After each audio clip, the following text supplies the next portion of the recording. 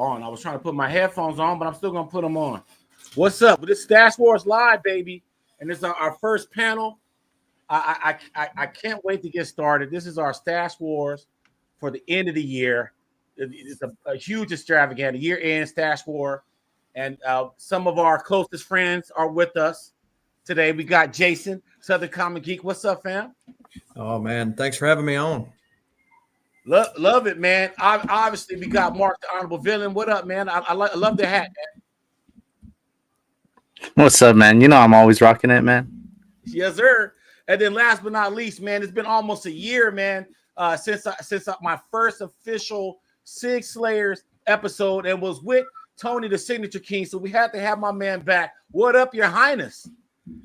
I'm doing great. Looking forward to 2025. It's gonna be great. Yes, sir. All the way live 2025. I can't wait. Let me just hold on. I just want to give me 1 second. Whatever. We're gonna keep going. So this is the year-end bash. I want to ask everybody. You know, I'm probably going to start with you, Tony, just because you know, we kind of started this off at the end of 2023, and now we're at the end of 2024. And so the first question is, you know, because we're only a day and some change away from the new year. How did 2024 treat your collection? There was some misses, a lot of misses, but that's okay. You in this hobby, you expect to miss a few. But overall, it was, you know, a solid B plus. A solid B plus. Okay, man, B plus. So I mean, I'm trying to figure out where that bar is at. Where's that bar? Why is it a B plus?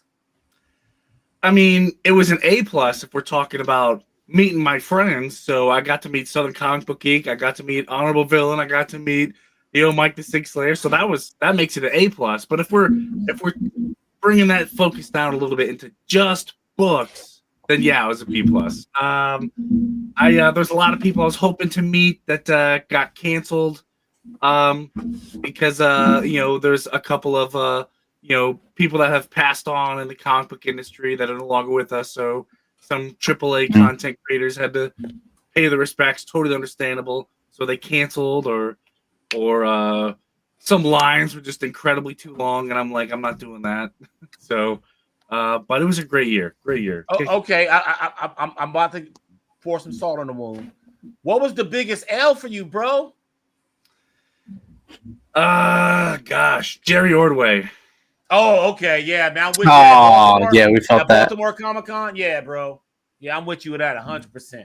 I've met him many times, but and every time he comes, I get crazy excited because I got a stack of stuff that I need from him. So it's a shame. He's a great guy. I look forward to meeting him again next year. I think he's on the list for Baltimore.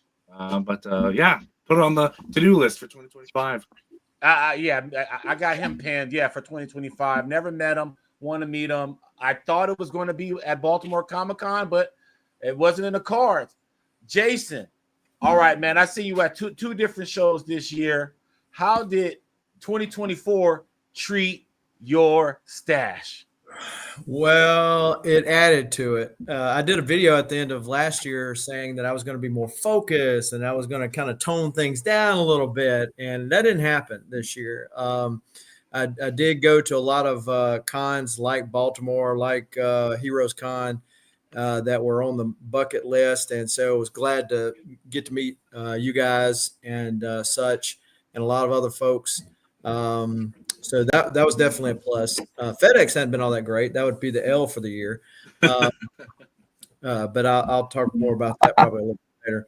But yeah, overall a fantastic year. Far exceeded expectations. All right, Mark, my man.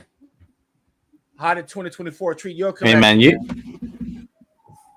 know my standards are different, man. We had a lot of interviews this year. We had a lot of great interviews. My SIG collection grew. My art collection grew. I met some rare personnel, man.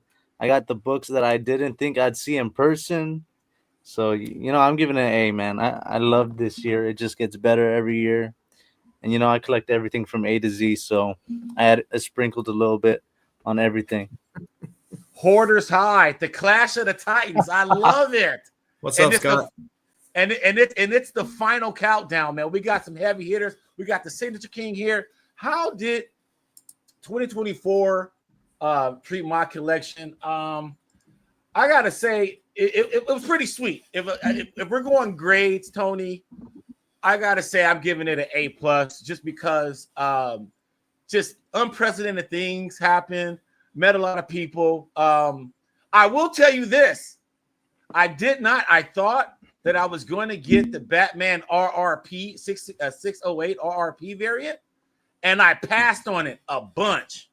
I was just like, I just couldn't do it. I just couldn't do it. The price went up so high. I'm like, why would I pay for something that you can actually get some original art for? You know, it was just like it got to the point.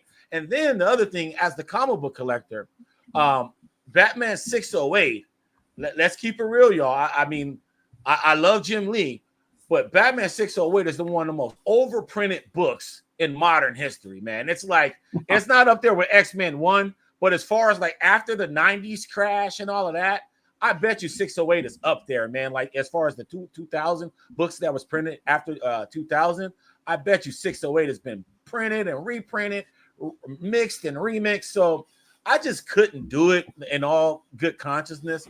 But I was, I guess I was an art chaser. I mean, I guess I was like a anthropology student studying art chasers, and I was, I went native. Like I became one of them for a little bit. 2025 is not going to be nearly as much. But the one big observation that I found out about, like, art guys and comic guys and anything else, cards, anything for that matter, the game and the kind of the machinations behind collecting and how you get your stuff and scarcity and rare and hype, it's all the same. It's pretty much all the same. Would you guys agree? Any thoughts on that? Yeah, absolutely. Yeah, right. It's like, so for me, I loved it. I was surprised I was able to get certain pieces of art, from like the Jeff Johns era. I didn't think I was gonna be able to get that. But as far as signatures go, okay, so last year was 612 signatures, Tony. Okay, give me a number. Somebody give me a number. Give me a number. I'm gonna guess 1200. 1200. Oh, he did that in like 10 seconds. I'm gonna say 751. 751. Jason, give me a number.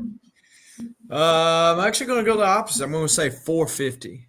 450. Well, I'm gonna tell you this, Jason. At the midway point, I was already at 600. So, so I am closer to Mark.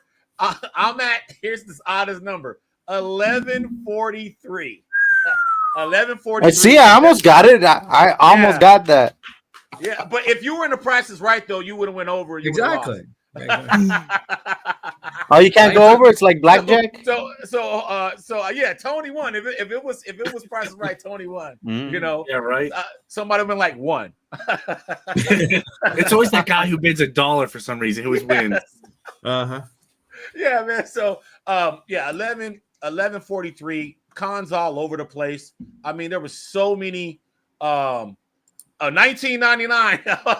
Now that would have been a crazy number. I mean, one of these days I'm going to get 2000. I want to get 2006, but I think also with this year, there's only so many comics. I've been going back in time with Bronze Age, Copper Age, Silver Age. That those days are done. Most of who's left in the Silver Age? Maybe Steranko and a couple other people. There's not too many people that were doing things major in the Silver Age that's still alive. But the Copper Age, I was getting a lot of that stuff.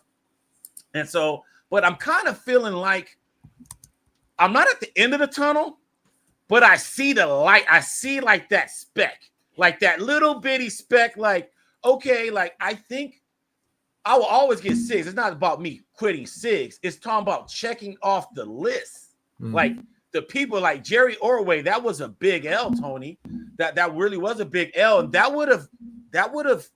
I don't know if you guys seen The Big Lebowski. Jerry Ordway was that rug that would have tied the room together, and so him not being there left a huge void. And we also saw Jim Lee. Did everybody see Jim Lee in Baltimore? We were all four of us in Baltimore Comic-Con. Yeah. Mm-hmm. Yeah. So we all got a little Jim Lee love. I didn't see him in Baltimore. You didn't see him. But we were all at Baltimore. So yeah, I threw the gamut. Yeah. I threw the anvil on Jim Lee's hand, man. He was pretty much stuck after what we all threw at him. And so I'm gonna go on with the next question real quick because I'm curious. We got Mr. B plus here, but let's go one quick little round table. What's the grade? So I say A plus. Jason, what's your year grade? Yeah, A plus. And what about you, Mark? A plus, man. I told you, A plus, A plus. A plus. Okay. All right. So I'm not out, I guess. No. Here's the thing, though, Tony. I think that you have this. You're the royal of foils. I mean, yes. If everything shouldn't just please you. A whole hum year, a status quo year, a median year is not going to cut it for the signature king. I get it. No. I mean, everybody should get it. You're the signature king, dude. Come on. Like, everybody wake the F up. All right? So, okay. So, I'm going to start this one with you, Jason. This is our opportunity to give any creator that, whatever creator experience you had this year, you want to give this creator their flowers, their props. You had a really good experience with this creator, or you enjoyed their work, etc., etc. For whatever reasons, you're giving this creator props. Maybe Dan Jurgens. Ooh. If I'm talking about people that are met at the con, because I think it was at Baltimore where he had broke his pinky or whatever. Yes. It was. Yep. Sam in the building. What I just want to say, what up, Sam? Everything is good. Yeah. Do I sound okay? Man, always, man. I'm jealous of that mic. All right, so Sam's on. I just want to just catch him up to speed. Right now, we're giving creators flowers, like the best creator experience of the year, et cetera, et cetera. My man Jason was going on. You said Dan Jurgens. Yeah, I mean, here's a guy who, a lot of people would have said, okay, you can kind of bow out, do your own thing, but I mean, he would sit there doing the interviews, signing the books. He wasn't able to sketch, obviously, but, he was there doing his thing, even though he had injured himself shortly before the con. Always a nice guy to meet and talk to and all that. So I'm going to backtrack a little bit because we got Sam on. I just got to ask this question. Excuse me. Since we're almost at the end of the year, how did 2024 treat your collection? And what letter grade would you give 2024? You already know, man. This is my best year ever, and I mean that's an easy A, man. Easy A. I've been spending the last few nights completely redoing my wall here. You can probably see in the background that like some of the stuff I had to take off to show you today, but man, it's crazy. Like I'm well over 50 sketch covers alone now, and I would say like half of that's from this year, man. Like it's been amazing, man. MegaCon was like, that's wow, that was my mecca. Okay, all right. So an easy A for my man Sam. Going on to Tony, creator. What creator are you giving props this year? Oh man, a quick tip of the hat to Josh Swaby. He was cool to meet for the first time at Baltimore. Got to shout out Jim Lee. First time I met Jim Lee, so that was really cool. That was really awesome. I keep forgetting that was your first time meeting him. First time? Yeah, never met him before. Dan Jurgens definitely made the list for sure. A close second, but if I were to give the crown of the whole year as a creator, I'm gonna have to give it to Mike Hawthorne. Oh, okay, Batman. All right. Yeah, I met him probably like 10 miles from my house. Turns out he lives like maybe a quarter mile down the road from me. I didn't know that. So that was kind of neat to find out. So yeah, we bonded over a lot of cool stuff. He gave me a lot of cool free stuff that I turned around and gave to the community, and he signed everything I had for absolutely nothing. So I got all my Cawthorns for nothing. Hey, So you I can't definitely beat put that. in a couple of bucks for his jar. So for sure. You definitely can't beat that, especially as a signature head, man. Like when they start busting out the freebies, and it's just like, you know, the floodgates open, and they're like, "Still, give me more. Come on, you bum." I love that, man. I love that. Okay, Mark. All right, dude. You met a lot of cats this year, dude. Like for real. Yeah. Who would you give like the ultimate props to for 2024? Out of all the rare personnel, all the guys that I've seen one time, I have to give the props to the guy that I see most of the time. I see this guy more than I see my grandma, Mr. Mark Wade. Our first Mark Wade. interview together, me and Mike. Yep. That was he's my number one of the year, and he's been killing it on World's Finest, Absolute Power, and now Justice League Unlimited and Batman and Robin Year One. And every time, every signing, you give him a whole stack, and he'll go through all of it. He'll sign all of it. Give it to me, you bum. Like Give it to me, like you Michael bum. said. Come on. I love that. All right, Sam, man. You've been all over the country this year too, man. Who you giving the ultimate props to?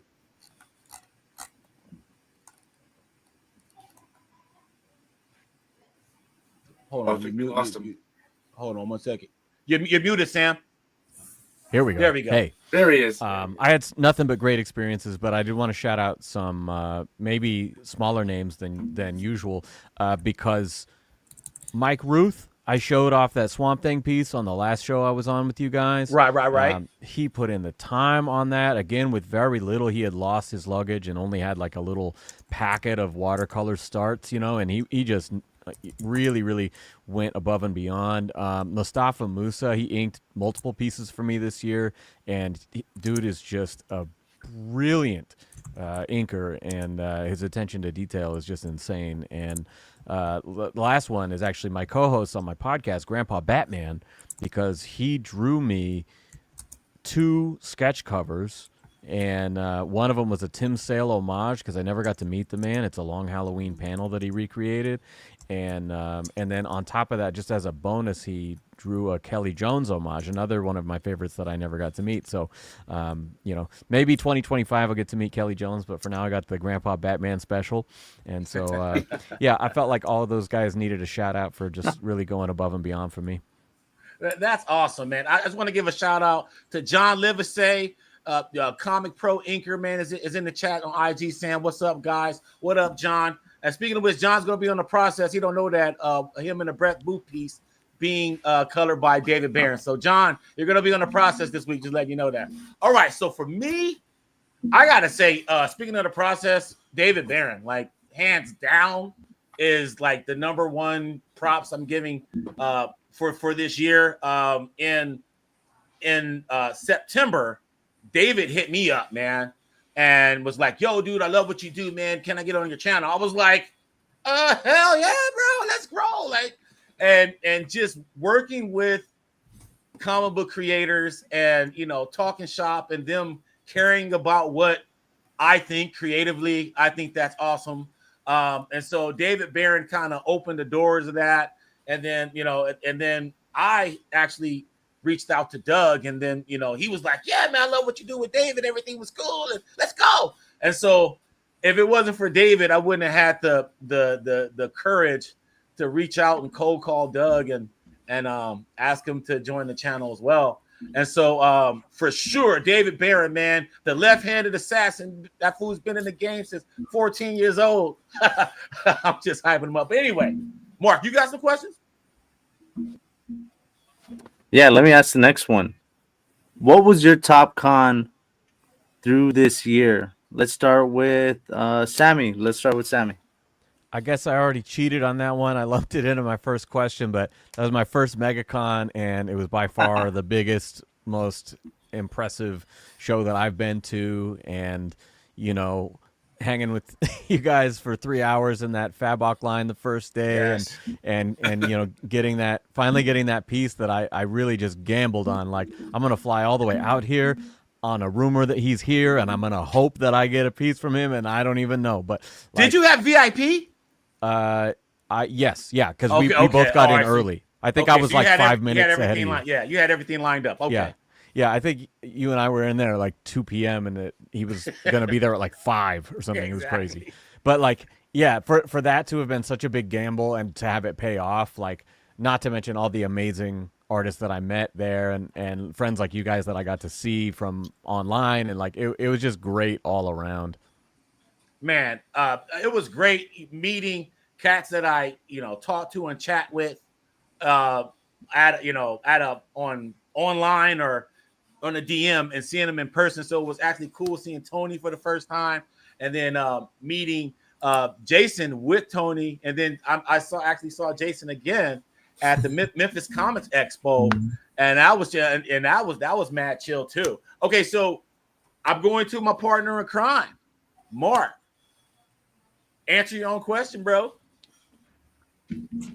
Man, you already know what my answer is, man. The granddaddy of them all, San Diego, man. That's my Disneyland. There's so many opportunities for freebies. You can go party at night and everything. You can go drink with the creators and everything. I got all 5 days for next year. That's where Say I'm that an again. animal, So that's where I'm an animal over there, man. I'm unleashed. That's where the wolf comes out, man. So San Diego Comic-Con. So San Diego Comic-Con. All right. I gotta say this, Jason. You go to a lot of shows, and you're a globetrotter too, man. What's numero uno? Heroes Con. Okay. Yeah, Baltimore was a close second, but Heroes. And it might be because Heroes, I was able to meet a lot of people for the first time there, as opposed to Baltimore, and also just people in the community too, because that was a big part of Heroes this past year. Got to meet a bunch of the YouTube folks, and the spacing in the aisles. I mean, just everything was fantastic. So, Heroes Con. Okay, Your Majesty, the #1 show of the year. I'm going to bend the rules just a little bit and give you two. First, being a local con to me is Hershey. It's nice to see that one coming up fast. It's growing. They've got, I can't believe a small con is getting AAA content creators so fast on like year 3. They had like Mark Wade, Frank Terry, and next year they're probably going to bring, I heard Dan Jurgens might make an appearance. So like, that's insane for such a small con. And it's literally, it's like a genie in a bottle. It's all cramped and there's like nowhere to move. And it's really fun. Luckily everybody showered, so that was a positive. But it's hard to argue against Baltimore Comic-Con. I got to see all my friends. I got to see old friends. I got to meet new creators and old creators, and I decided I was going to spend the night in Baltimore, even though I wasn't going to in the first place because the kids wanted to come. So, but yeah, it's for me again for the probably 10th year in a row, Baltimore Comic-Con. Baltimore Comic-Con. So I have to put the graphic up, guys, because it's like a reminder for me, because I'm like, dude, I went to a hell of shows, man. C2E2 was a bucket lister for me. Baltimore was a bucket lister for me. I normally my hometown show, San Diego, I didn't do that one, which is rare. Went to Philly. That was awesome. I saw Fabok in Philly and in Orlando. So that was cool. But dude, it's tough, man. Because I gotta say, because Philly surprised me. I had an absolute fantastic time meeting Mike DiCarlo and Ken at 4C Comics.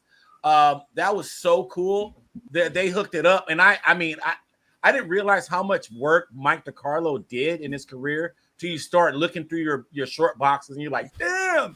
So like Ken at 4C made a big deal with me. And so with the signature price, so I was able to get like a huge lump sum done and just throw a whole brick at them. And so that made my Philly like tremendous. With that said, I'm going with Baltimore, dude. Baltimore was the shiz niddle bam, dude. I swear, like, dude, like, even like my son, they had a video game area. We're like, here, you pipsqueak, go over there, go over down yonder, right? Like, go play video games. And they had like every system. It was all free. And if you actually wanted to play, you could put like $5-10 on Tekken and like go head up and like, you know, it was like so cool. It was like so down home. Meeting JG Jones and getting a chance to chill with JG Jones was mad cool. Getting a Final Crisis page from JG Jones was even better. And so I got, and then Jim Starlin, meeting Joe Staten. So many of the old school heads that don't come to the West Coast, I got a chance to meet for the first time at Baltimore. And to go with what Jason was saying about heroes, I feel like just based off the heroes list this year, I feel like Baltimore gave me like a little bit of like a little taste of what heroes would be like, because it's so massive. Like the list was just, to me, looking at that Heroes Con list reminded me of San Diego and the sheer volume of people that I would want to see there. It seems impossible that you would see all those people in a couple days span, but you make it happen, you hydrate, and you get the work done, right? Gotta stay hydrated. Yes, sir. All right. All right. So we're going to one last question before we get to the main event, our stash war. I wanted to, this is kind of a more of a broader question. It's not necessarily, it doesn't really have to necessarily be like your collection. It's just like that singular moment in your nerddom this year. Like what was like the high point? Like what was that moment where you're like, okay, like that was a lit part of 2024. It could be your collection. Don't get me wrong. But sometimes things just happen. Like you get into a event for free, or you get hooked up. Like things happen that make other things happen. You know what I mean? Mark, it could be an interview for you. You interviewed Todd McFarlane this year. I mean, that's crazy. So I'm gonna start with Sammy. Man, that's tough. I feel like I've really been fortunate this year in so many ways. The first thing that comes to mind is when you and I actually met the night before MegaCon. I rolled through the Ghost Machine party, and it was like a Wednesday night in Orlando, and it was one of those things where I had hoped to go, but I didn't know when my plane was exactly going to land, check into the hotel, all that stuff, you know? And so when I got to my hotel, I'm like, all right, cool. I'm here. I got time. I'm going to buy the ticket. And because it had already started, I couldn't buy a ticket. And so my wife and I were like, fuck it, let's just go down there and see if they'll let us in. And they let us in, no ticket. So I get in for free. I get to meet you. I get to meet Jeff Johns. Jeff is so nice, and he's like talking to my wife and I. Oh, where are you from? Like just all these, answering all of our questions, and he's like, well, who else did you want to meet here? I was like, well, I really want to meet Jay and Brad. And he's like, oh, I'll introduce you to Brad. And I get a personal introduction to Brad Anderson, who's like got one of my. He's got my Gary Frank sketch at his house right now that he colored for me. He's about to mail back to me, and like, just making these like personal connections, and to find out he's like, oh, I know you. Yeah, you got the podcast. And so it's like, oh shit. Like, the creators are starting to, I just now, like last month hit the 5-year anniversary of my show. And that Congratulations. Thank you. That was a huge highlight for me, for the Bat Fanatic podcast. And, the fact that we've gone to shows, my co-host and I, and had creators like Brad or like Matteo Scalera or like certain people go, oh yeah, and actually like name the show is like, oh wow, that's really cool. Like we're finally, we've finally been doing it long enough. It's starting to catch on. So that's a really cool feeling too. Man, I gotta say, yeah, that made MegaCon for me, Sam. Like that. The night before, that I think that Wednesday or Thursday night where we're at that Coliseum of Comics event. And I found out that Coliseum of Comics, they got it cracking down in Florida. They have like more shops than anybody in Florida. And they had some, event that they were doing with Ghost Machine. And it was cool. I got a chance to meet people that I didn't know before that were a part of Ghost Machine. editors at DC that edited some of our favorite stories, Mike Cotton and stuff, and then Rob Lee, who pretty much lettered everything like Green Lantern Rebirth and Three Jokers and all that. So like meeting Rob Lee, that was cool, and I think that was his first ever convention because he doesn't really go out, and so being there was hella cool, and meeting you, and I think that was the second time I met Dave Dunk too, so it was mad chill, man. And then the Cali homies was there, me, Mark, and Mike, so that was mad dope, and we had a whip, so we didn't have to Uber around, so that was dope too. All right, highlight moment of the year, Jason. Like it could be anything. Highlight moment. Wow, that's tough because I mean there were so many. I mean, there was a bunch of pages that I never thought I'd be able to lay claim to. There were a bunch of signatures I thought I'd never meet certain people, and then again getting to meet folks like that are on this panel and others that at the various cons. I mean, it was just a fantastic year. In the collecting space. I was not expecting it for 2024 for sure. Wow. Okay. My man, Mark, highlight moment, dude.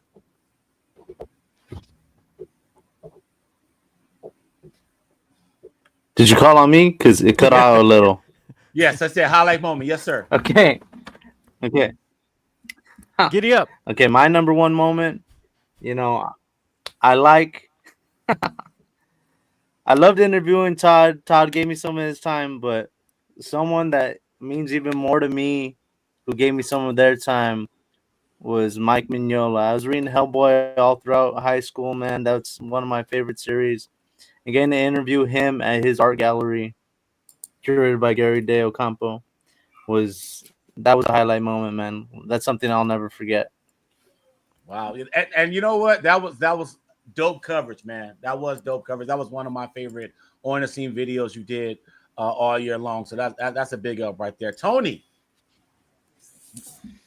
Oh man. While you guys were talking about these awesome experiences, I was like, well, what am I gonna say? Like, I can't compete with any of that stuff. Going to a party with Jeff Johns, dude, that sounds awesome. Like, I can't compete with that. Like, what am I gonna say? So You're the king, man. Come on. There's I would have to say number one, I really enjoy meeting like YouTube guys. So it's nice to meet all of you. But a close second, just collecting in general. I love going down to my local shop and just giving them way too much money every time I go down there. Even if I'm just down there for my weekly pickups and a couple of bags or something, and then like $150 there. I'm like, what just happened? So it's all anything that I get a chance. Anytime I get a chance to do comic book related stuff, it just goes. I'll never forget it. I really do enjoy this hobby, but it's now I'm at the point where my kids are starting to get into it a little bit. So it's kind of nice to see. I've planted that seed. I just got to keep it watered, and see where it goes. But I couldn't give an overall best of 2024. It was all great. Okay.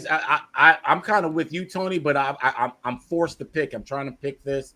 I've been listening to you guys, trying to sift through all of this crap, and okay, I got to give Planet Comic Con some love. Okay, we were there in Kansas City. That was a pretty chill ass show. Doug Mankey's line was probably the highlight because, like, here's the thing, and you guys, we all can identify with this, right? So let's just say Creator X, right? This creator, legendary, got tons of pages. Everybody loves this creator, right? But then you go to the show, and then they're $20 or $10, and then you're like, you have to whittle down and be way more selective on what you actually bring, right? But then there's that one creator that's like, bring it on. Come on, you bum. I want it all, right? That's Doug Mankey, dude. Doug Mankey had everything. I mean, think about it. The Red Hood. I was thinking about this, and I think Dan Jurgens and Doug Mankey are the two longest running DC artists still doing things. You know what I mean? So imagine just all the work that you could bring him, right? And imagine how much he can charge, even if it was $10, right? That would just wipe people out. Not with Mr. Doug. Doug, boom, in line. What's up, man? What you got? Boom, boom, boom. Knock it out. He was signing stuff, sketching. Just doing it all. So I got to give him props. And then it was cool actually meeting JJ in person. He was somebody that I would see. That's Doug's art rep. That was the first time I actually met him in person as well, and he was mad cool. It was, just shits and giggles everywhere. And then it was Doug there, and then Tom Wynn, and then Patrick Gleason, all in a row. So it was like the old gang, the old DC gang was back together. We know Patrick Gleason was a long time DC artist, but now he does a lot of covers and stuff for Marvel. But on that Artist Alley Row right there, it was like old times. Bring the Batman and Robins, from the Pete Tomasi era, all of that stuff. So I gotta say it was Kansas City, and I'm gonna make it even more specific. I'm gonna say Kansas City Friday, because once Palpatine showed up, shit got shut down. It was the worst show after that. Once Palpatine showed up in Kansas City, it was like a quadrant of downtown was like on lock. It was crazy. Like, I've never seen a show where people were still trying to get in at 2 p.m. Like, Jesus. What show is that? Crazy, right? Okay. All right. So now we're about to move on to the main event, guys. I've been licking my chops to get here. I'm so curious to really find out what you guys brought. Like what was the top 10? I said 10. I know some of us going to cheat. We can cheat. It's okay. Because Dave didn't show, so like we actually have more time. So if there's something that you're on the fringe with and you want to show it, because I want to see this stuff. All right, I want to see it. All right, so who wants to go first? Who wants to bust this open, man? or do you want me to pick? I'll bust it open. Okay, so all right, so Jason, do you want to go comics? You want to go arcs? I got some stuff pulled up. We'll go the comics first. Let's go. All right. So I'm gonna pull you up. Bam. So this is an eclectic mix, but that's my collecting. I actually picked this up from an own YouTube seller and got him to mail it to me at Baltimore so I could get David Finch and Jeff Loeb to sign it. However, David Finch was not able to be in Baltimore. So this is Ultimatum, the Magneto cover. Jeff Loeb signed it for me right here. And it actually turned out good that David did not, because I was going to grade this had he signed it. And the 3 books that I got graded at Baltimore got lost. Oh, wow. They're never to be found again. And so one of them was a New Mutants 87 5-time sign. So can't get that back. So and this got lots of stuff in the mail. So CBCS, I turned it into them at the show, and it got graded or whatever, and was headed back my way, and FedEx lost it. So so that kind of sucked, but that sucks. Did they do anything for you, or then just be like, sorry? Well, they paid the insurance on it. So, what I had insured the books for, that's what I got. So kind of a lesson to be learned to make sure not to try to be chintzy on what those books are actually worth. Yeah. Because you can't, because again, some getting all those creators to be able to sign those particular books. One of them was a Thor 337, Mark Jewelers, first appearance of Beta Ray Bill. I sat in Walt Simonson's line. How long to get? You were there for a long time. Get that book signed, but anyway, so that it actually is fortunate that Finch was not there. This is Cheezosaurus Rex. This hold is on, we're gonna go one at a time. Okay, sorry. Yep. So we're gonna trade off around this, like. Yeah, because I want to see. Yeah, so let me do the rules real quick. At least 10. One at a time, and then in the comments, best comment wins a prize. Okay, best comment wins a prize. on the sixth layer. I'll give them something. So best comment, make us laugh. You know, it's a new year, or tell us how you came up in 2024. What's the creme de la creme of your collection? Let us know in the comments, man. Bring the heat in the comments. All right, so yeah, it's gonna be round table because like I want people to like carefully craft what they want to play next and see what play off each other. It's a stash war, damn it, Sammy. Let's do it, baby. Okay, this one's a little bit of an oddball. This was a gift to me from my wife. We celebrate our 25th anniversary, and ever since Godzilla -1 came out, I've been all about it, and came across this amazing piece from Matt Frank. He goes by Matt Zilla on Instagram, but that is a fucking beautiful my lord beast. Right? That is beauty. Wow. Jesus. Yeah. I was just blown away when I saw And that was this. an anniversary gift? It was, yeah, from my lady. And it was one that I saw pop up, and I was like, oh my God, look at that. And I was like, can't be buying shit for yourself right before your birthday, right before your anniversary, whatever. And I was like, oh my God. You're not supposed to. Oh yeah, I know. But she was like, you got any ideas? I'm like, maybe. And she came through for me on that one. I was so stoked, She got the jewels. Show that again real quick, Sam. She got the diamonds. I got the King of Monsters. It's all good. Right. Fair trade off. Fair trade. That is insane, dog. That is insane. Yeah, Matt Frank killed it. All right, Mark. All right, so you always talk about you have different tastes. What's your taste? Break it down, man, because you're trying to act like you bougie or something. What do you mean by you got different tastes? Man, here, look. I'll start off. I have an eclectic mix, like Jason. I'll start off light with Electra Lives, Frank Miller. I saw Frank Miller at San Francisco Comic Expo. I don't know where the hell he signed it at. He signed it right there. Got to go hunt down Lynn Barley for this, though. But Good luck. Frank Miller's one of my favorites and everything. Go knock on her door. Sammy can preach to that. I gotta go find her, man. Somehow, some way. That's it for me, man. Start off light. Miller. That's light. Okay, Frank Miller cigs are light. Okay. All right. Okay. All right. I get it now. Noted. Tony, what you got here, man? I mean, you came here suited, booted, and well executed. Yeah. I'm gonna go. I'm gonna keep it simple. I'm going to hopefully save some of the better ones for last. But this is by no means a bad one. As you can see, it's reflective on my face, nice and red. And that would be signed by Mike Hawthorne. This nice, beautiful Batman 135, limited to 1,200 copies.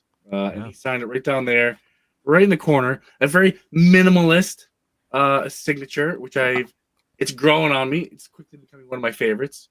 Again, super nice guy. I'm currently in talks with him on a different project that is comic book related, so stay tuned. So that's a lot of fun. But awesome. Yeah, look at that. Nice. I've got plenty of these, but it's just something about Batman Beyond, man. Just something about Batman Beyond. Insane. Okay, so the Royal of Foils, reputation precedes you. You bust out, Yes.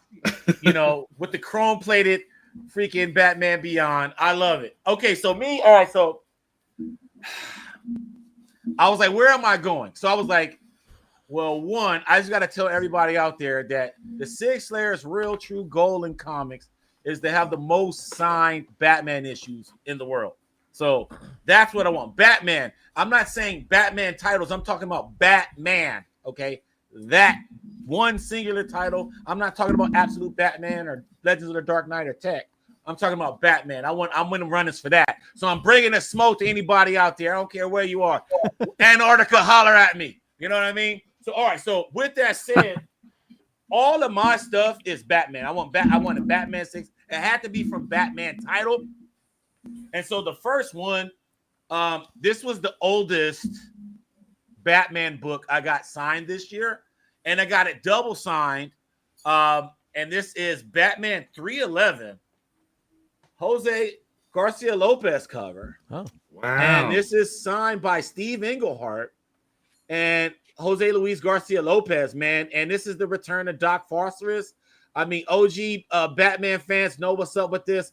I love this era. You guys let me know, is this the best Batman trade dressing of all time? I'm going to say so. I love this trade dressing. I love when I see this trade dressing, I think Neil Adams and Jim Aparo. Yeah. I think of the classics, you know. So that's my this is my oldest Batman, 311. Obviously, I could have bust out with something crazy, but this is crazy to me because how many cats are getting Batmans in the 300s double signed in 2024? Yeah, You know, it's uncharted territory. And I'm just gonna throw it out there. No one really gives a crap about DC, but like a few of us, like maybe like most of the people here on this panel right now. I think we're holding DC down like Atlas holding the world, you know?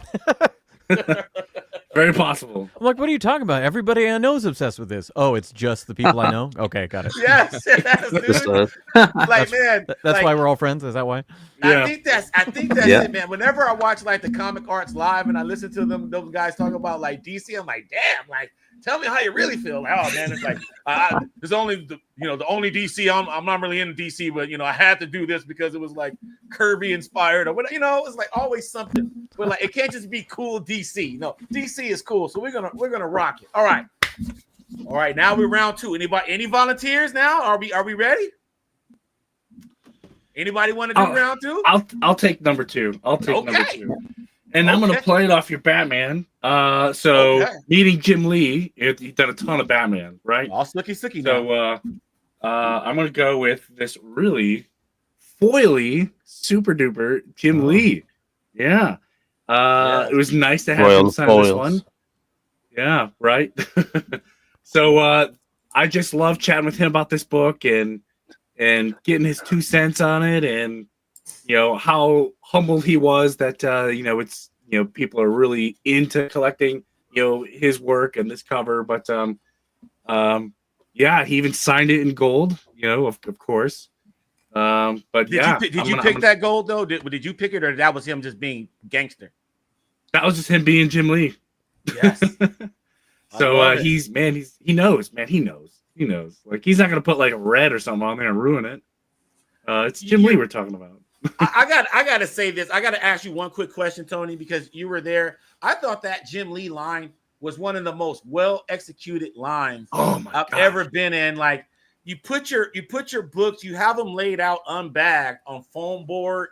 Yep. And then they slide just them. Move, just slide. Yep, just slide. And then they take you to an area where you can like patiently rebag your shit. It was awesome. Like I felt like it was I felt like I was at a spa for like a comic book signing. You know what I mean? It was awesome. And I got Alfred the with the membership tray, Yeah. So with white gloves. Yeah, I got the platinum membership. So as soon as I got into the con, it kicked off at what, 10:05. I'm in the Jim Lee line. Like, yeah, your signing's literally right here, right now. It's like, oh, okay. Like, nice. All right. Awesome. Anybody want to go next? I'll take it. There we go. That's what I'm talking about. I'm talking about. So I've talked sketch covers with you before because that's what I collect, but I got a couple pieces this year that are 11 by 17. Okay. And I am a huge fan of the Harley Quinn show on HBO. Yeah. And I was able to pick up a pencil. It was a legal size page, 8.5 by 14, from Albert Moy of Shane Glines. And after a while, I reached out to Shane and I said, hey, could you ink this for me? And he actually recreated the whole piece on a bigger page. So I went from having the pencils of my 8.5, 14 to the 11 by 17 Harley Quinn. So he is the character designer for the show on HBO, Shane Glines. And very nice. I got a Bruce Timm last year, and now I got the Shane Glines. So both of the main animated Harleys are represented by their creators in my collection. Man, that's really gangster, man. That show was hella funny. I wouldn't even would have known who designed that show. So the fact that you knew who that was, to able to get that cop, I got to tip my hat off to you on that one. That's crazy. Yeah, and he's an OG from like working with Tim on I believe it's the New Adventures of Batman, like the second iteration.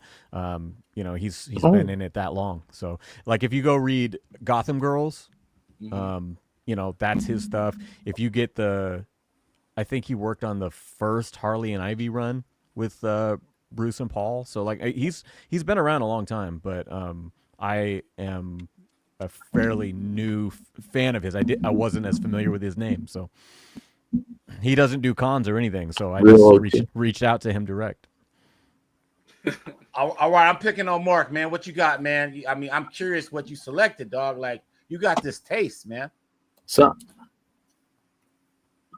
I'm oscillate between signatures, books, and then some art. So I'm the sketchiest guy that Mike knows. So a little sketch from Jaime Hernandez, man, of the main character of Love and Rockets, Maggie. And Jaime kind of did this in like his older artwork style, so a little more detail. But man, Jaime's such a nice guy. Keep I that saw up, him at keep the that up. Latin. I forgot what it was. The Latin Comics Expo that they have in Long Beach and everything. So very nice guy. Little quick freebie and everything. So keep it light. Keep it light. Okay, Jaime, and you got more than one Jaime this year too, huh? That's the second one. I don't think I remember that one. Is that the one you got? That's like the second one I've shown you, man.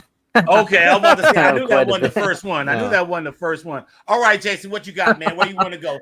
I have a few. Right. So we got Cheezosaurus Rex, a book that most everybody has guaranteed to have not known about. But yeah, you got me, man. I'm stymied. So this is a book that Valiant Comics put out. So Valiant, before they got into the superhero universe, they were, of course, doing Nintendo and wrestling, which some people are aware of. But they also had some harder to find promotional books, and this is one of them. And so was able to.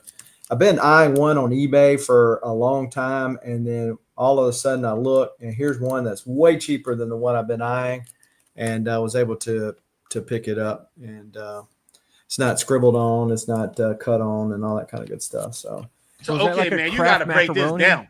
I'm sorry. Do that again. I'm sorry, Sam. Is that like a Kraft macaroni tie-in? Like what's the origin of this? You know? Yeah. So this is a promotional book that you could, back in the day, you had all these things that you would be able to, the Cheezosaurus Rex and all the stuff, and then you could get the proofs of purchase on the box and send in.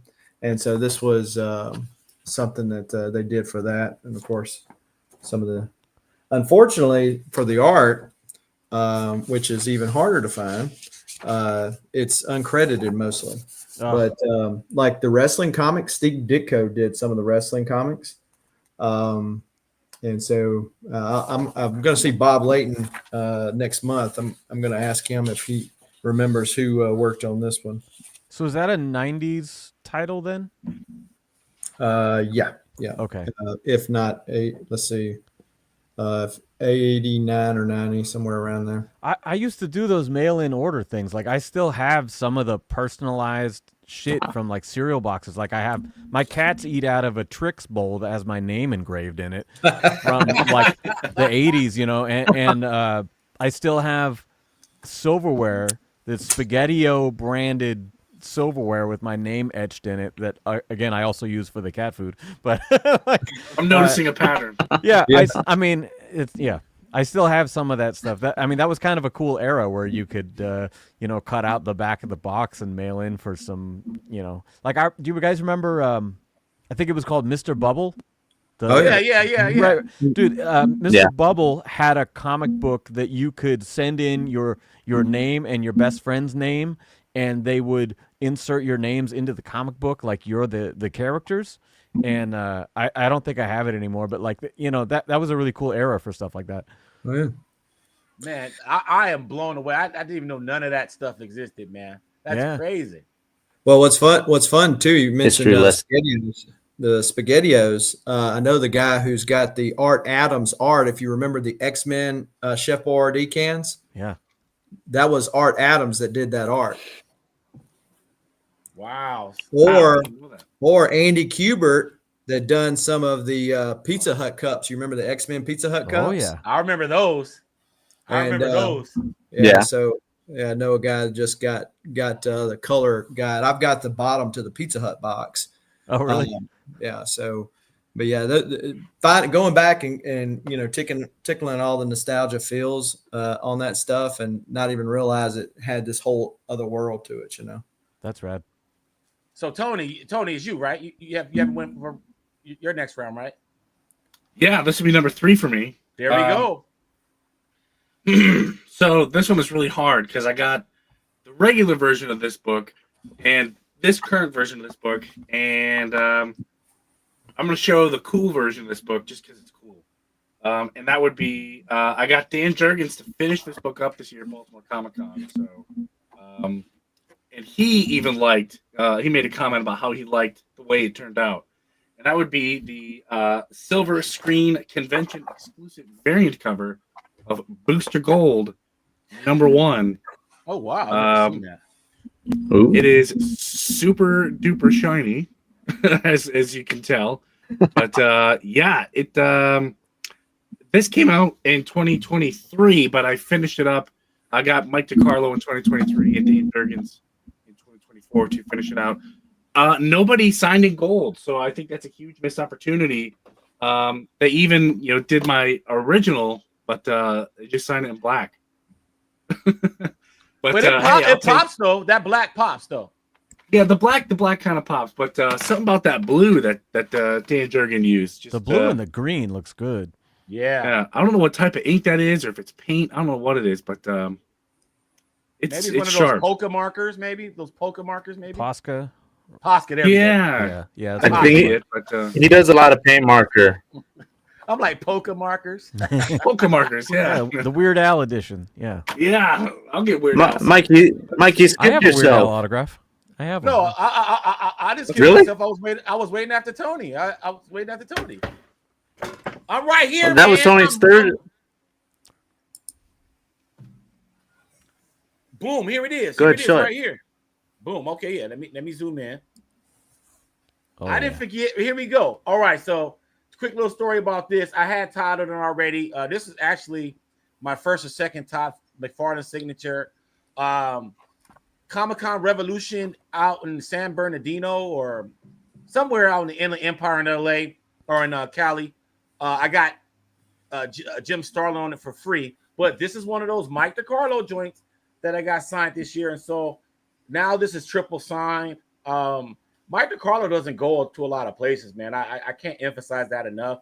And so having it, you can get this with Jim Starlin on it and Todd, but you don't see too many of them trips, And so I got this trip signed, and I am totally happy about it.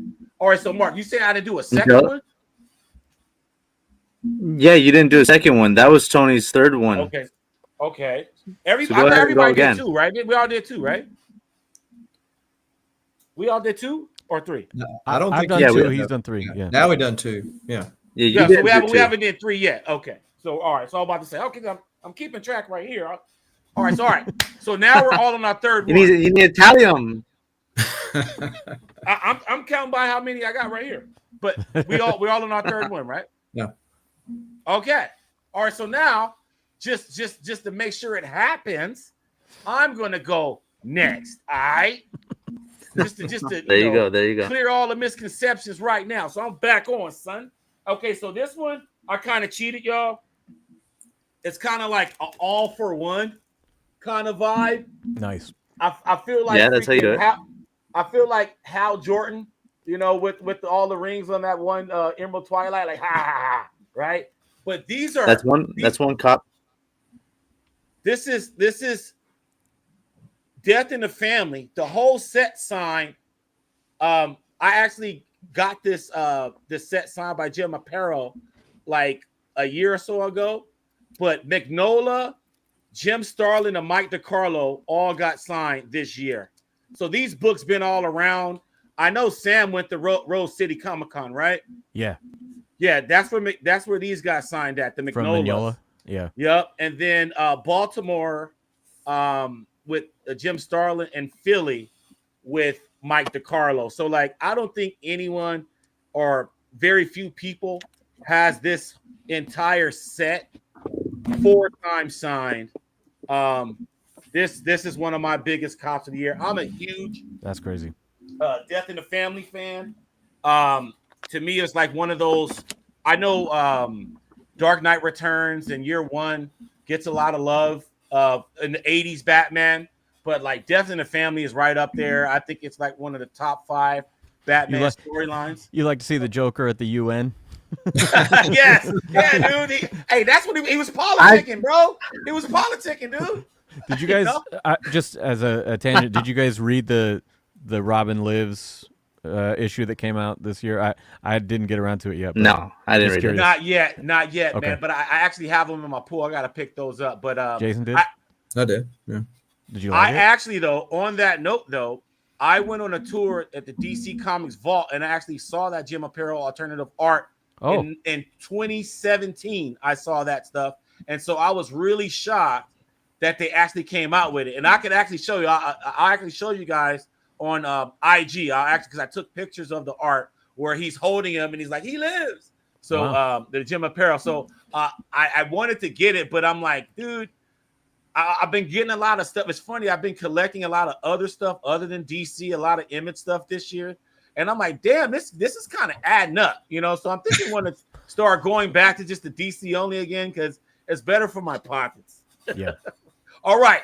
So I'm gonna pick on Jason. Round 3.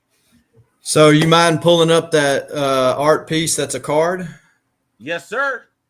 Now I know this has previously been revealed on this channel right here.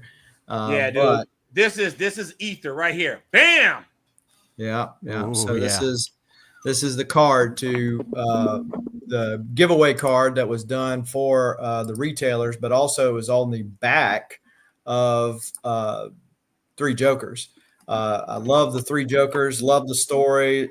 Art was killer, and never thought that I would be and wanted another Jason Fabok piece, a published piece in particular. And so then this one came up for Comic Art Live. I quickly snatched it up, and I couldn't believe that somebody else didn't beat me to it. But maybe if somebody had had the early access, they would have. Maybe somebody on this panel even. Oh, nice. Well played, Jason. Well played. Hey, man, I gotta say, man, that especially after interviewing Jason this year, like getting published work from him is going to be hard. He's not going to be selling too much of his published stuff. It's going to his kids, he says, and so the fact that you got one, especially from, I would say, we're all. I would say this is probably a seminal work for DC Comics. I mean, we could say Dark Side World, but I think 3 Jokers Ether's that now. So to get like that and the Red Hood with Jason Todd's popularity, and then Joker with anything, it's just insane, dude. Yeah, man, that hurt me. That last little jab at the end, yeah, that hurt a little bit. I was like, wait, that could have been aimed at either one of us. I don't know. No, I took it personally. All right, Sam. Round 3. Well, I wasn't gonna do this yet, but okay. Oh, shite. If we're talking Jay, this is the granddaddy. Wow. This is what I picked up. MegaCon Orlando. It is a 11x17 Batman.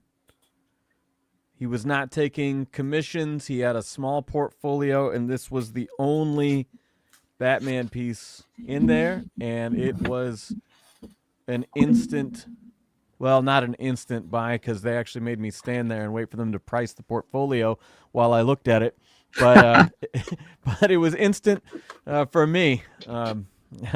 Our friend Eric behind me going, so you think you're going to get that? I'm like, yes, back off. I flew 2,000 miles for this, So Yeah, that's definitely that pretty much made my whole fucking year already in February, you know. So Yeah, man. I get giddy even just holding it and looking at it. I'm giddy looking at both of y'all stuff. I'm like, oh my god, fuck you guys. That's crazy.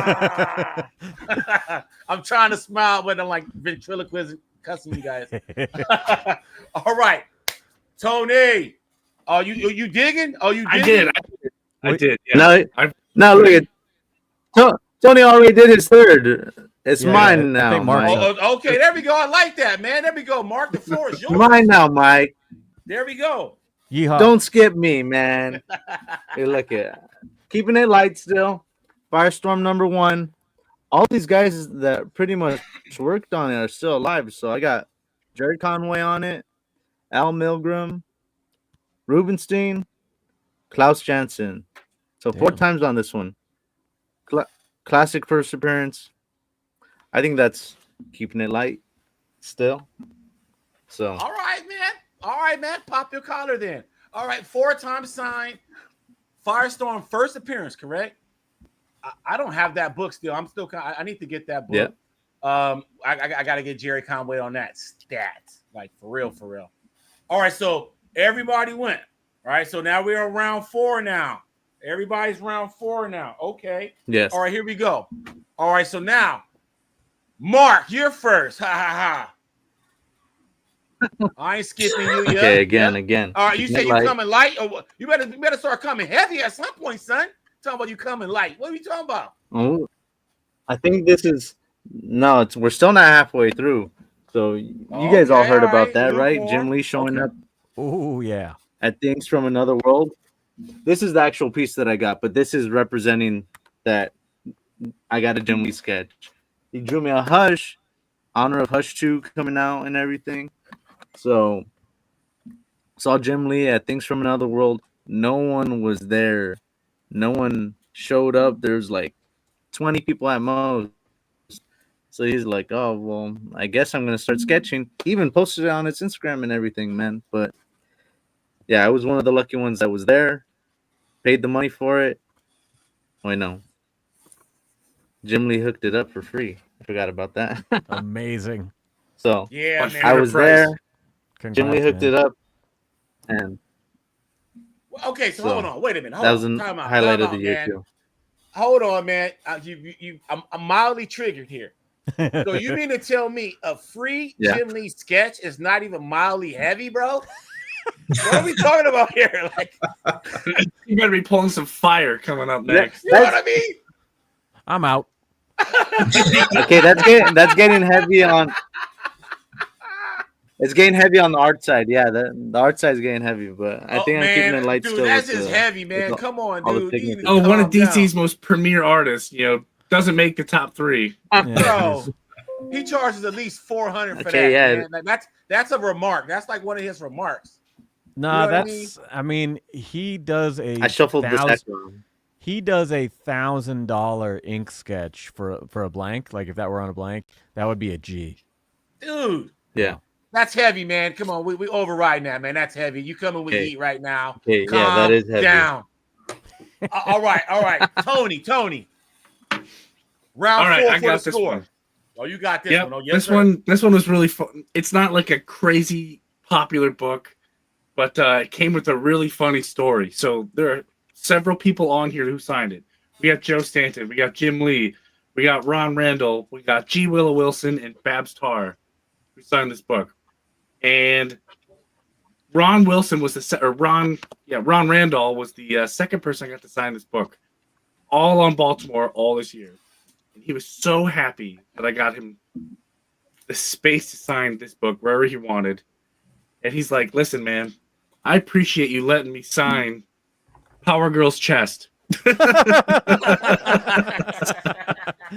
He was so happy. Right here, right across, that guy.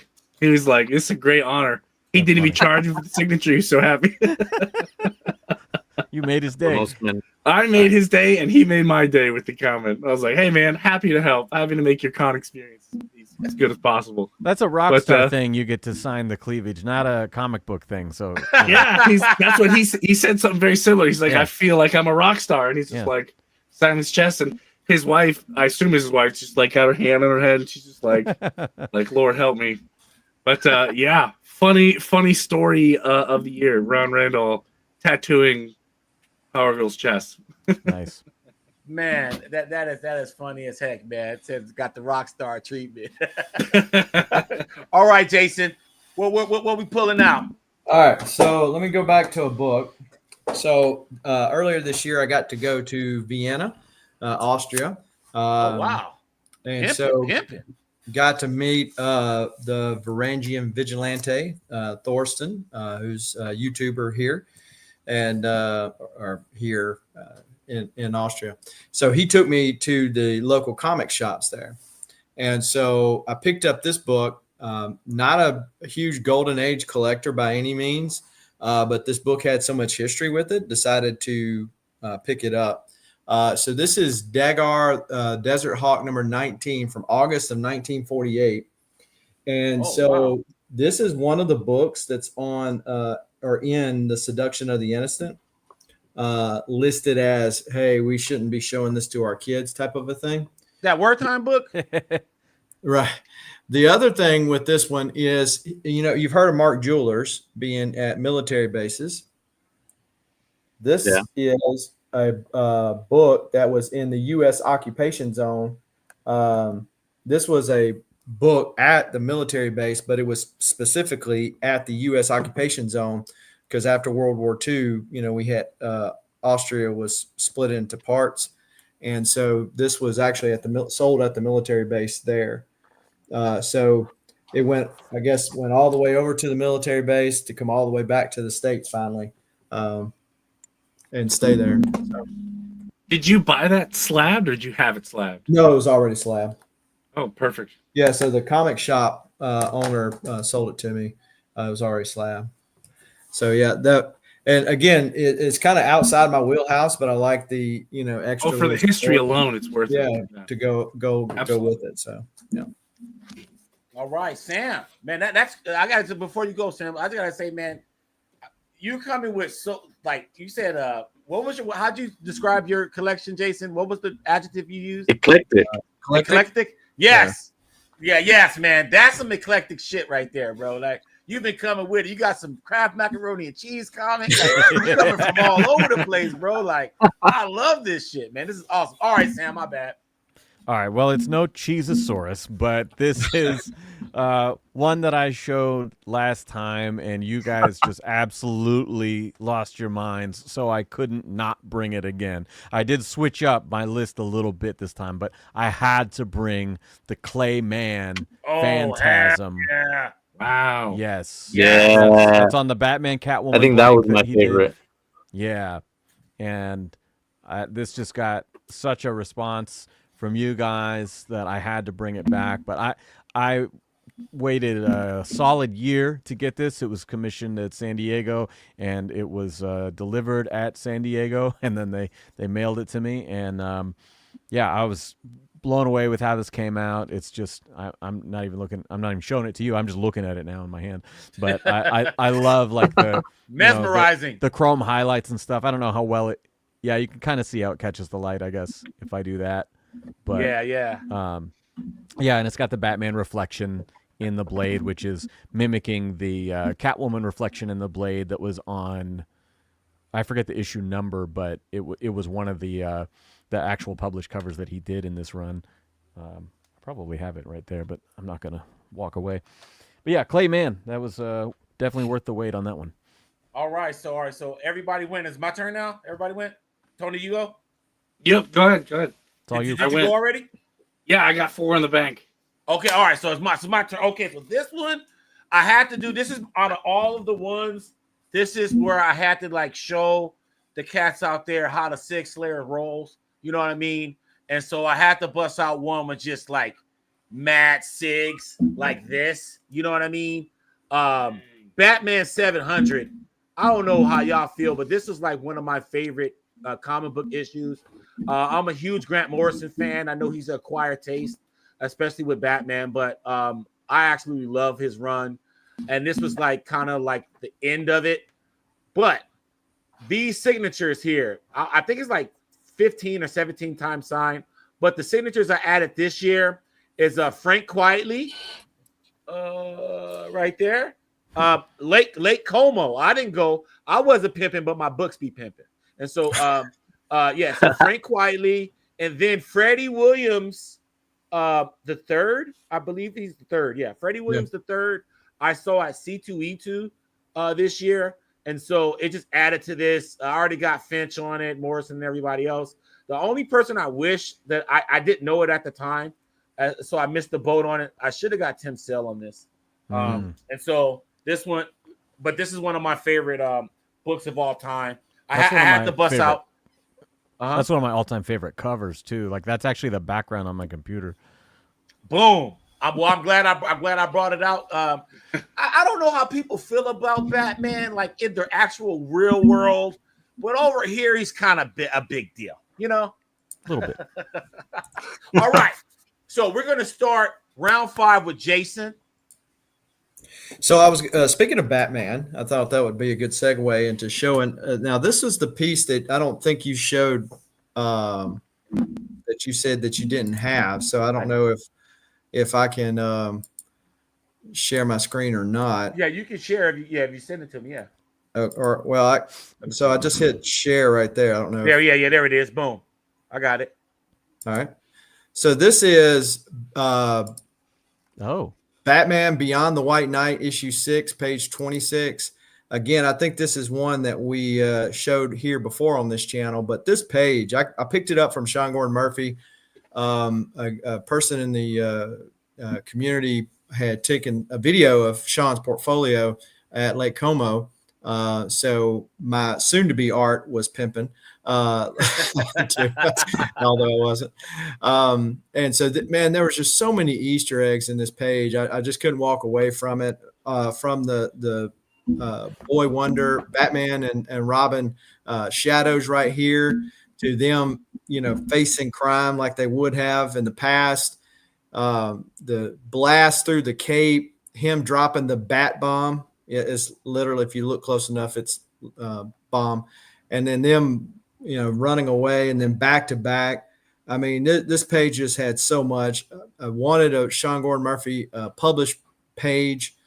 This was a little bit further as far as money wise than I really would have wanted to spend on it, but this had so much of it. So I was like, look, if I'm going to spend, X amount of dollars, I want to make sure I don't regret it. So this one is actually hanging up. But yeah, there's the printed cover right there. But this one's actually hanging up in my comic room. So, man, that is fantastic, man. Sean Gordon Murphy published page. That's pretty insane. Shout out to my homie Endless. Chris is in the chat on IG. He said he was at Lake Como pimping. He's the one that brought the books over to Lake Como. That's my boy, man. That's like his annual pilgrimage over there to Lake Como, Italy. All right, so Jason kicked off round 5. I'm going to go with Tony. What's up? Well, there's a lot of talk about Dan Jurgens, and there's a lot of talk about Batman and how awesome he is. So easy pick for me. I'm going to go with one that he signed this year, Batman Beyond Rebirth, #1, convention foil edition, of course. Of course. But yeah, I just love the fact that Dan was able to take time out of his day, sign my stuff. We were talking shop, talking books. CBCS was there, witnessing some of my stuff, and even they started getting in the questions about, hey, how about this? How about that? What's the process for this? And it was really cool to see, Dan Jurgens was such the man of intrigue that the witness that I was with stopped what he was doing to ask questions. So that was kind of fun. But Dan Jurgens, Batman Beyond, convention foil, #1. In the bank. Man. The Royal of Foils. I love it. Sam. Yes, sir. Man, you know what's funny? Like, I obviously I'll be watching your posts and stuff. Yeah. at that, finish line of the year, man, and I still see you shooting. I saw you shoot jumpers, at the last couple seconds. I'm kind of curious to see if any of those make an appearance tonight. Yeah, I got a couple late pickups in here, but there's like that Brad Anderson one I mentioned I hadn't got yet because Canada was on strike. Their whole postal service was shut down, so I was not able to get my final piece for the year yet. But I did bring something from the beginning of the year in January. Up in my neck of the woods, Portland, Oregon, Fan Expo Portland. And I don't think I showed this on our last show, but I am a huge fan of Snyder and Capullo's run, and I had the opportunity to meet Jonathan Glapian. And I told him this is my single favorite comic book panel ever. It's the one where, open the first page and he's in the shadows and it's like you tell yourself he's just a man, he's just blah blah, and I had it as the background on my phone. I was like, dude, this is my favorite shit ever. And I didn't know he was gonna recreate it, but he basically recreated the page, exactly the way it looks, and he did it on this green cover. Makes it look super badass. But yeah, he did this for super me, badass. Fan Expo Portland in January, and I got to see him at 3 cons this year, but this was the only pickup I got from him other than signatures. But yeah, amazing piece. Details just nuts. I don't know that Glapian gets recognized as much as he should. Yeah, I believe he's Capullo's best inker. I think he should only be inked by Jonathan Glapian. I mean, that is a sick ass Joker, man. Yeah. I see Tony back there digging. Mark, what up, man? Round 5. What's up, man? Okay, that Jim Lee wasn't so light, but I think this one's kind of light. If any of you guys are Scott Pilgrim fans, like Brian Lee O'Malley, I got some of the harder to find issues signed by him. I see this guy all the time. Some free comic book day versions, from the comic festival. This one has a nice Darwin Cook cover. Rest in peace. That's cool. But yeah, I'm a big Scott Pilgrim fan too. So, where did you run into him at again? I run into that guy at the theater, man. I see him at this one theater in Eagle Rock. So I seen him there. All right, so Tony, are you next for 5 or am I next? I can be next. Yeah. No, you're number 5. Yeah, let's go. What's up? Oh, you're next, Mike. I'm the last one. Yep. All right, I'm last. Yeah. Thank you guys. Thank you guys for helping me. All right, here we go.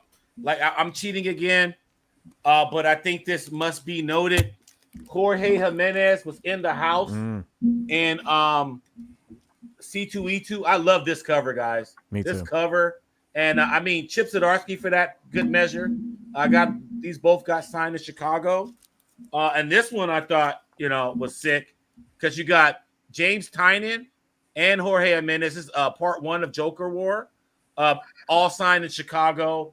And then this is all signed all signed in Chicago. Yeah, David Finch put a cool little bat on there. Jorge Jimenez and Tynion. I'm like, so how many times you'll see David Finch, Tynion, and Jorge Jimenez on a cover together? So I have to give Jorge Jimenez his props, man, because I know his run on Batman is ending pretty soon. And I just wanted to, make sure I represented that onslaught because he signed like so many books for me. SC2E2 was crazy. It was crazy. All right. That's a good reminder, actually. I got to grab I got my 89 signed by Tony Daniel this year. And I haven't seen Tynion since before that came out, so I got to bring that to MegaCon. That's a good reminder. Yeah, man. Yeah, get him while you can. And the cool thing about Tynion, still to this day, he's 3 free. So 3 free, then 10. Nice. Oh, wait, was it 89 or 86? What was his first issue? No, I can't remember. 89. 86 was his first issue with Tony Daniel. Yeah, that's the one I got. Like that. Yep, that's the one I got. Yep, that's the one. All right, so now we're around 6, guys. 6, Tony. Yeah. So I ran into Scott Collins this year. Sickness. And, well, let's just say King Shark is a shark. So he signed a bunch of King Sharks for me, including the King Shark Free Comic Book Day, the A cover, and the super duper different, I don't know why, Walmart cover, cover 4. And I just sent my super foily version of this into CBCS for authentication, but this is my first run-in with Scott Collins. He signed a bunch of other stuff for me too, but I just love King Shark. He's one of my favorite like D-level villains. But yeah, Did you buy that at Walmart? Yeah, this is a Walmart exclusive. Yeah, it comes with. I haven't been able to. They came in like the packs. Like Walmart was doing packs 2 or 3 years ago. Oh yeah, and this was one of the chasers, and it's literally the difference is literally just in the lettering. Oh yeah, I haven't been able to find any books at Walmart or Dollar Tree or anywhere, man. Yeah, Walmart stopped, but Dollar Tree's picked them up. But I think I have the Free Comic Book Day version of that cover. Yeah, it's an interesting story. The story was meh, but I was like, hey, Scott Collins is gonna be there.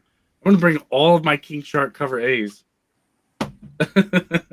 So I'm gonna go second. Just because like I love these books and I want to show them. And cheating again, Gabriel Delato Sigs are in the house. They have made the cut. These are Lake Como pimping, as I said earlier. And I'm just chipping away at Gabriel Delato as we approach MegaCon 2025. I can't wait. Will you be there? Be there or be square? I can't wait, guys. But Gabriel Delato, man, as you guys know, one of the best cover artists in the game, one of the best artists in the game. I would love to see him do some interiors. All right, yeah, Mark. nice. Okay, so now we're at levels. We're at number 6. I think it's getting a bit heavier. Main reason why I went to Baltimore Comic-Con, man, I had to see Walt Simonson. I wanted a sketch from Walt Simonson. Got a Better Ray Bill and landscape. I thought it was gonna come out different, but it came out perfect, man. So Walt Simonson, man. How long were you in the line? Very good reason.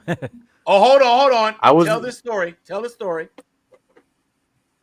Tell the story of. Were you in the line long for Walt Simonson at Baltimore? We hear it's a nightmare. It's nightmarish. No, I was first in line.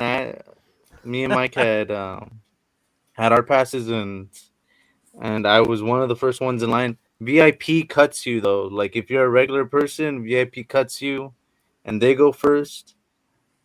And I don't even think. Show that Simonson again while you're talking. I want to see that again. Beta Ray Bill. He wasn't doing a lot of sketches, so you have to be one of the first ones to get anything. A very nice guy, man. Go to Baltimore, go see Walt Simonson. This is for the people that are in YouTube, IG. This is our year-end Stash Wars, man. We brought the assembly together to bring our heat. We're in the midst of round 6 of 10, and Sammy is about to kick it, keep it going, keep it rolling. Okay. I'm gonna switch it up. Here's one that you guys have not seen. Oh, snap. I believe this was one that I commissioned at Dallas Fan Expo this summer, and it was something that the artist took home with him, and he was sending me progress photos all along the way. Pencils, inks, wash, all of it, and I'm really, really happy with how it turned out. I just recently started expanding my collection, breaking my only DC rules a little bit in the past year. You know, it's like if I could get away with Swamp Thing, if I could get away with Sin City, then fuck it, I can get away with Star Wars. So this is Kylo Ren. Kylo Ren. And shit. He asked for like what I had in mind. I love this little like border that he put in there too. Like Ooh, looks so cool. But looks official. it makes it pop out. It's kind of almost like an action figure, backing board or something. But Who's this again? so this is Joe Caroni, and he actually works for. He does art for Lucasfilm, and he's amazing. He usually just sells prints at shows. He doesn't do convention sketches, but I hit him up ahead of time. I did a drop off. He took it home. It took a little longer than anticipated, but he does amazing work. That is fantastic, man. Like that whole thing looks straight up like a cover, man. You really hit it out the park with your commissions, with your blanks, because they go all out, man. It's not just regular ho-hum head sketches all the time. They put some arms and legs in there, man. They put their foot in it, I should say. Well, that was Joe's thing. Is he's like, yeah, I'm not happy with doing those quick little remarks and stuff that people do. He's like, I want to actually do like a proper scene. And I was like, oh, well, the Kylo Ren scene is like when he stops the blaster, and he's like, oh, let me write that down. He's like, yeah, I'm going to do that. I'm going to actually remake that, and so he pulled it straight off the screen. It was really cool. Fantastic. My man, Jason, you ready to the end round 6? Yeah. So if you got the Hulk one. Yes, sir. Yes, so, sir. And I have the colors too. Okay. So Brian Hitch, who more recently is known for his Ghost Machine work, but he was having a sale and pulled these out of the archives, as it were. And so, Hitch was responsible for a lot of the designs for the Ultimates and, the video games of the early to mid 2000s. And so incredible Hulk, Ultimate Destruction. This is the advertisement piece, and his art is okay to me on a regular 11x17, but it's something about when he like works large scale that it just takes it up to a totally different level. And this page is massive. It's actually hanging on my wall over there.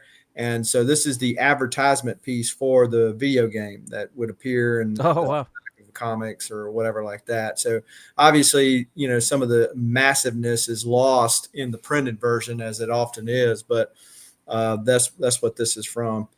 And how big is this? How big is the OA on this again? Because I know he prints he 20 by it's 20 by something. I don't know off the top of my head, but wow. Yeah, 25 anything is crazy. It's crazy, the size, the sheer massiveness, which captures Hulk, obviously. Just Brian knocked it out of the park for this. The funny thing about this, me and another collector, he said, "Man, I wish I'd been seen that. I wanted to get that page from you." So he reached out to Bill at Comic Art Fans, and come to find out, the cover to the video game itself was available, and he ended up getting that. So it actually worked out for him. So I actually got some the designs for. So this is a copy of the one that he ended up getting. Which was also, you could if you ordered this game early, you got this comic book, and this is the sleeve the comic book came in. And so he actually got, but it's also the cover of the video game cartridge itself or whatever. So, but I actually got some designs. So this is the Abomination that Brian did, and I actually have the design for that too. But nice. Round 7, man. That's crazy. So you got some huge ass Brian Hitch piece on a wall somewhere in your house. Yeah, right across from here. Yeah. That's amazing, man. And I was looking at some of the stuff. The last Comic Arts Live, they had some Red Coat stuff. I was thinking about it, but I was like, it ain't DC though. Anyway, all right, so now we're round 7. Round 7, Tony, you're gonna kick it off, man. You're our lead off, man. So this one was a little bit unorthodox for me. Mostly because this comic book is in Spanish. I'm a big Shazam guy. I'm a big Black Adam guy. So I have the Spanish from Spain printed Shazam 28. all the way from Spain. I got this. Okay. Very cool, and it's interesting. These particular ones from Europe from this era. There was a copyright license issue with they couldn't print them in certain countries in Europe and particularly Spain. So all this art had to be hand redrawn by somebody. I forget the gentleman's name, but he did like the entire Shazam run. As you can tell, the colors are just a little different. And that's because he had to do it by whatever he had, so that's the colors he had. So this is a very cool one for me. So especially as a big Shazam and Black Adam guy, this one kind of fits in my. What year is that? What year did they reprint that? It's the same year. It's not really a reprint. So 1973. Really? Yep. So and how did you find out about that? Like, how did that get on your radar? Someone reached out to me on Instagram and said, "Hey, you're a big Shazam guy. What do you think of these?" And he had a whole bunch of these. So I got some from Spain. I got some from Panama. I got some from Mexico. Wow. All the same issue, and they're all different somehow. And that was the explanation that I found during research and asking around is, back then they couldn't just email you a picture of what it looked like. So they had to go buy a comic. Someone had to send it to them, and then they redraw every panel one at a time. Which is pretty cool. Shout out to Instagram, man, the IG comic family, man. Man, I came up on so many dope comics just off cats saying, "Hey, check this out, man. Have you seen this?" And no, give it here, Yeah, thanks, dude. Now I'm out $50 because I'm buying it. Well, hey, and speaking of other versions, when I was in Dallas this summer, I was staying with my co-host, Grandpa Batman, and his wife just got back. I think it was on the second or third day of the con. She just got back from Europe, and she's like, "Hey, I picked up some books for you while I was over there." And there was a Death of the Family Batman that was translated in Czech. And so when we went to see Glapian that day, he's like, "Oh, have you seen one of these?" And him and his wife, Tara, were like, "Oh, my God, I've never actually seen one of these before." So sometimes the creators don't even know that all these multiple translations exist. I was stationed in Germany when I was in the service. So I went Poland. I went all over every country I could go to, and I picked up books from there. And I got a bunch of DC books from just about every country I visited. So that's cool. Yeah, I know exactly what you're talking about. It's a lot of fun. It's part of it's an interesting aspect because what they consider a comic book don't fly in the United States. It's not a comic book. It's still fun. All right, Jason, round 7. So this ain't my 7, but talking about Batman and foreigns, I wanted to show this. Whoa. Is that Russian? Yeah. It's from Yugoslavia. Oh, and snap. So, yeah, this is shows Detective Comics 298, which is the first appearance of the second Clayface. But so yeah, that's dope. That's a different cover for it, though, right? That's not the no. Color, yeah. That's crazy. Like Tony was saying, sometimes they would replicate the covers, and then sometimes they would just come up this off the wall cover. That has sometimes they have completely new stories. Yeah, that we don't get. They make up their own stories. Combine stuff. The foreign Spider-Man. Mexican Spider-Man is probably the most popular one because that kept Gwen alive, right? Yeah. Yeah. Oh, wait. Let me go next. Let me go next. Endless saying, "I demand the art." So somebody show some art. This next well, so IG is demanding it. Hold on, Jason's next, and then you, Mark. Oh, yeah, okay. Okay, so if you could pull up the Solar Man of the Atom, I think is what it's listed as. Is that it? Is this it? No. Well, yeah, this will do. So this is from Barry Windsor Smith. I contacted him. He is kind of a recluse and very persnickety. And so this is from the Alpha Omega, originally inserted in the first 10 or 11 issues of Solar Man of the Atom when Valiant took over the character from Golki. And so he did these issues in there. And this is one that he had still left with him. that his inks, I mean, it's just one of those pages you can just kind of stare at the amazing amount of detail left in the character. But this was originally one of those parts of the story, Solar Men of the Atom, Alpha Omega. And this one was originally inserted into Solar issue 10. So, yeah, and he signed it down there at the bottom. So I picked this up a month or so ago. Barry Windsor Smith. Jeez, that's crazy. That's crazy. Okay, Mark. All right, Mark. What you got, man? Endless said he was the man. Are you what you busting out? I'm giving you the big screen. Bam. Art not yet. No art yet, but okay. Nice guy this year, Jerry Conway. Did an interview with him. This was one Spider-Man issue I was missing from my collection. Got it signed by Jerry Conway. And if anyone knows where any of those Mexican Spider-Man issues are, let me know. I can't speak a lick of Spanish, but let me know. I need that. I need where Gwen is still alive and this didn't happen, you know? So, dope. Death of Gwen Stacy. There you go. All right, Sam. Round 7. Oh, you're muted, Sam. I got it. Sorry. To respond to Mark, check out a Stark Contrast podcast because Di, who's one of the hosts, she has all of them. So I don't know. She might know how to track them down. Just saying. Massive Gwen Stacy fan. Yeah, massive Gwen Stacy fan on the Stark Contrast.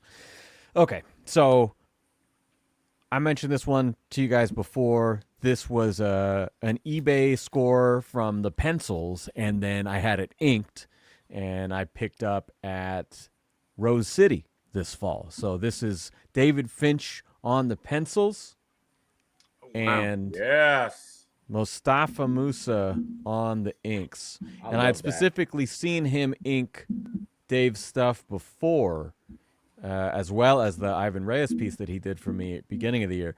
And so I knew he was absolutely the right guy. And when I showed this to Dave Finch the day I picked it up, he was like, oh, wow, that's amazing. He did a better job than I would have done. So, you know, highest praise from the penciler himself. Yeah, man, I think that looks clean because, you know, David Finch has a really like kind of roughy, gruffy kind of style. That makes it really smooth and sleek for Wonder Woman. For that piece, I love that. I love her face. I love the way the hair is inked. It's vivid, but you can still see the multi dimensions in it. I love it, man. And while we're at it, I know it's my turn. I'm about to finish off round 7. If you're on YouTube, please subscribe to all of our channels. If they're in the description, I'll put the links up. Please like this video. We are having our year-end Stash Wars right here on Stash Wars Live, but we're multicast across all of our channels, including on IG. So if you're on IG and you want your comments to be seen on screen, hop over to YouTube right now, and it's a link in my bio, and you can join the fun. We got this great Stash War, man, bringing heat. I mean, Mark, we're almost done. And Mark, where are you at now? Like, where's your weight? Have you gained weight yet? Are we where we need to be? Like, it's like a 7 maybe right now. Okay. I'll step it up with the next ones. So I'm cranking it up. This is for all the signature heads out there. This one meant a lot to me. Everybody loves Neil Adams here, right? Of course. Oh yeah. Yeah. All right.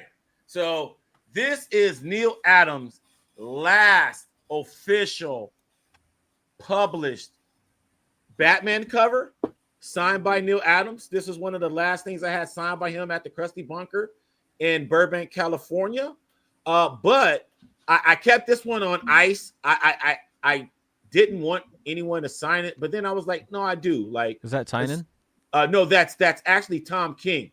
Oh, Tom King. Okay. So it's Tom King and Neil Adams, and this is Batman 28 variant cover.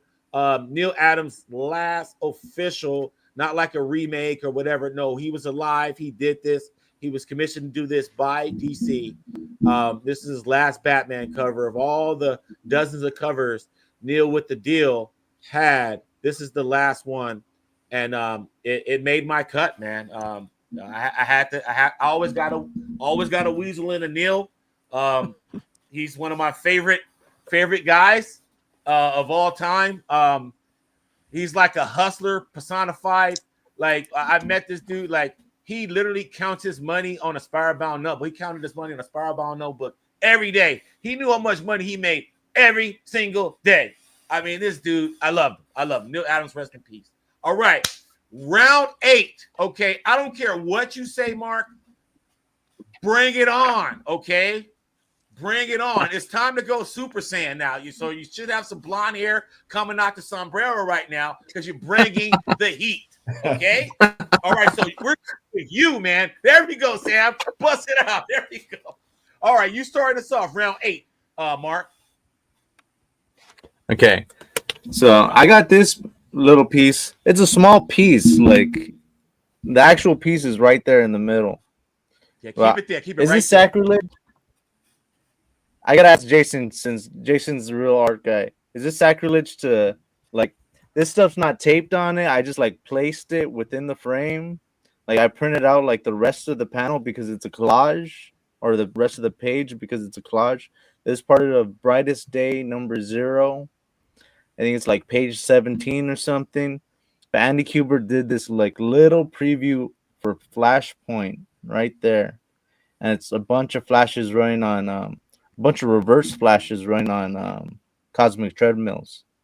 But I wanted to get this. I wanted to like print this out in color. I need to find a big enough printer that can print this whole thing out. So, but what is it? Okay, so what did you tape it on? So is that negative space because it's 11 by 17? What are you filling that void on? That's all negative space. So it's this little piece of art, and then all that is negative space.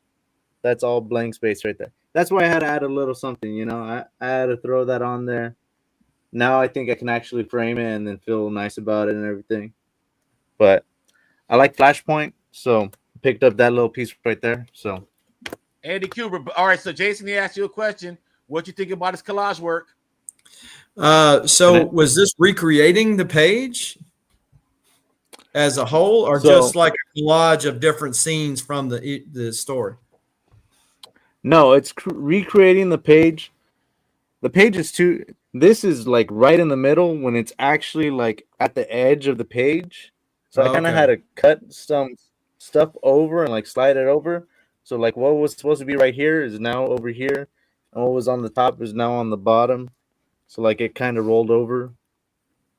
So it all makes sense to me, man.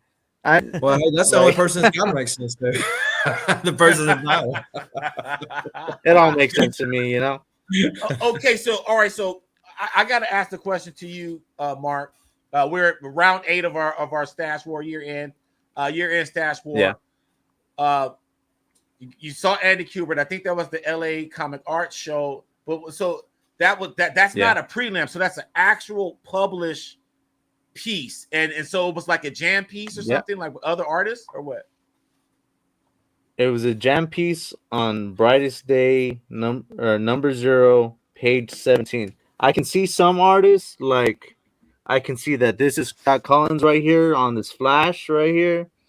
I believe that this is David Finch on the Hawks, so Hawkman and Hawkgirl, and then I can't recognize the rest, man. I want to hunt down the rest of these collage pieces. So if you guys know anything about that, let me know. Let me know about that. I see what it is now. So like all these different artists done the original. You got the Andy Kubert one that was done original. Yeah. Okay. Yeah. Okay. That makes more sense now. Yeah.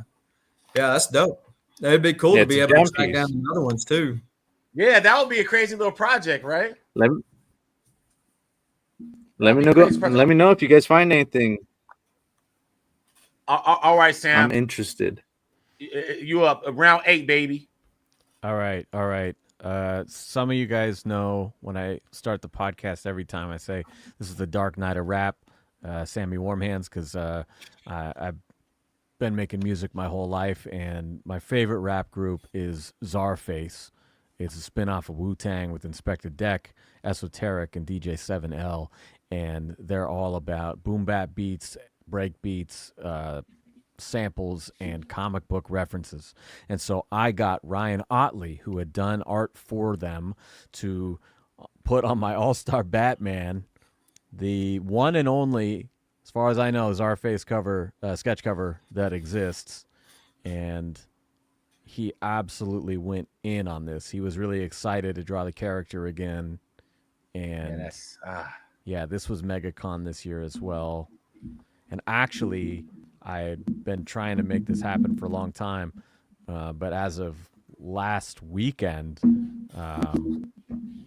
actually got a song with Esoteric from Czarface, DC versus Marvel, that we've got recorded, and I just got to get some scratches, some other things going on. But you did the actual song with Esoteric? Yeah, we did a song. So hell yeah, dog. Yeah, it's gonna be on my next album. I'm really excited. Wait a minute, hold on, time. That happened this year. all of this happened all in 2024. Yeah. How was that not your magic moment? I don't know, man. Like, there's so many things, you know. I didn't even know where to begin. And also, like, to me, in my brain, my music life is totally separate from my comic life, and so, you know, it's all a blur. It's all a blur. Hey, man, that kudos, man. Congrats on that. Thanks, all right, man. so my man Sam was second, Mark was first, Tony is third. Man, how am I supposed to follow up with that? People are dropping albums and stuff, and you know, what am I supposed to do? We got new flooring. Oh, that's cool, I guess. That's my highlight. Man. Yeah, That's a win. That's a win. That's why I've had the same carpet in here for 19 years, because I am putting out albums. So the only albums I put together are for my kids' artwork. You know, send it off and There put it in you the go. book. That's the only albums I'm dropping. What you got, Tony? Coming up next, it's not really an original art piece, but it is art. As you know, you can pick up prints of your favorite artist or writer or whatever. But if you purchase a cool Jim Lee badge for Baltimore Comic Con, you got your cool little piece of art that came with it. And my badge level was different than like there's multiple badge levels, but mine came with this piece. Oh, Really cool. cool. Oh, heck yeah. Ivy and For Catwoman. Hush. Yes. And obviously he signed it down here on the bottom. But yeah, it's huge. it's massive. So I'm definitely gonna get this puppy framed, along with, you know, which what I've been doing. I've been getting prints framed. So here's the one that Jeff Johns had in 2023. So I've gotten quite the collection over the years of That Jim Lee's on that good museum paper too. Yeah, it is. Check so this I'm out. gonna get, you know, like an archival grade frame and you know. I think I can match you on that. This is my Jim Lee from Rose City last year. It's also really big. It's like a 13 by 19. Yeah, it's really weird size too. Yeah, Not like a traditional size. but 13 by 19. Yeah, it's so weird. It's a weird size. And so Like, that's the platinum pack. They got that, right? Yep, platinum badge. Got the big boys. So I took it to a frame store, and they're like, "Who does that? Like, why would they make it this size? Because now it can only be a custom frame job." That's okay. Man, that's awesome. So that's going up on the wall in your castle, right? Right, Your Majesty. I have the tiniest castle in the kingdom because I can touch both walls. I'm touching both walls right now, and it's about 12 feet long. So it's called a comfortable coffin. It's a very spacious sarcophagus. dude's like Harry Potter under the stairs. Yeah, right. But I'm living large compared to You live him. in large. You are Yeah. the king. You are the signature king. Damn it. Yeah, he don't have TVs and stuff under the stairs. Like I got nice monitors where I work, and That's that's about awesome. it. All right, Jason. What you got? Round 8. All right. So this one, actually a newer book, from 2014. It's only 10 years ago. I mean, that's not old, right? This is Nova 15. This is the 1 in 50 ratio. Dale Keown cover, and he did. This is a pretty tough book to find, and I noticed it on eBay one day and recognized the seller's name as somebody who used to sell on YouTube. So I reached out to him on IG and was able to work a deal off of the Bay for this one. But yeah, 9.8 Dale Keown cover. So Thickness. A cop a 9.8 in the house. Can't play a hate on a 9.8, right? Even I won't hate on a 9.8. Even I won't hate on it. Anything, put it this way, anything less than a 9.8, I'm like, take it out of the damn thing. Take it out. Oh, you did 9.6. Oh, too bad. Bust it out. Too bad. You crapped out. Anyway, if you are joining us, we are having our year-end stash war, man. And I'm about to finish out. I'm closing out round 8. We're bringing so much heat, man. I think right now I'm still thinking about that your piece, Sam. What's the Phantasm piece? Man, I still love that piece, man. That hurts. And then the 3 Jokers card by Jason Fabok that got unveiled today. So much freaking heat. I'm rolling with this one. Mike DiCarlo was one of my guys, so I have to roll with him. But this is a special book. Everybody knows about this one if you're a Batman fan. This is Tim Drake's first time in this Batman outfit, right? On the cover.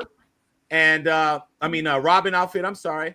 And this is signed by George Perez, Marv Wolfman, and then I got Mike DiCarlo up at the top corner this year. This is one of the last books. This is one of the last books that I got signed by George Perez, and I got this signed by Marv Wolfman last year. So I've been holding this on ice. This is actually my second copy, triple sign, but this copy is special to me because it's the George Perez like art signature on it. It's not just the regular cursive signature. So like this is that super player one where you get the George Perez signature from when he signs his actual artwork.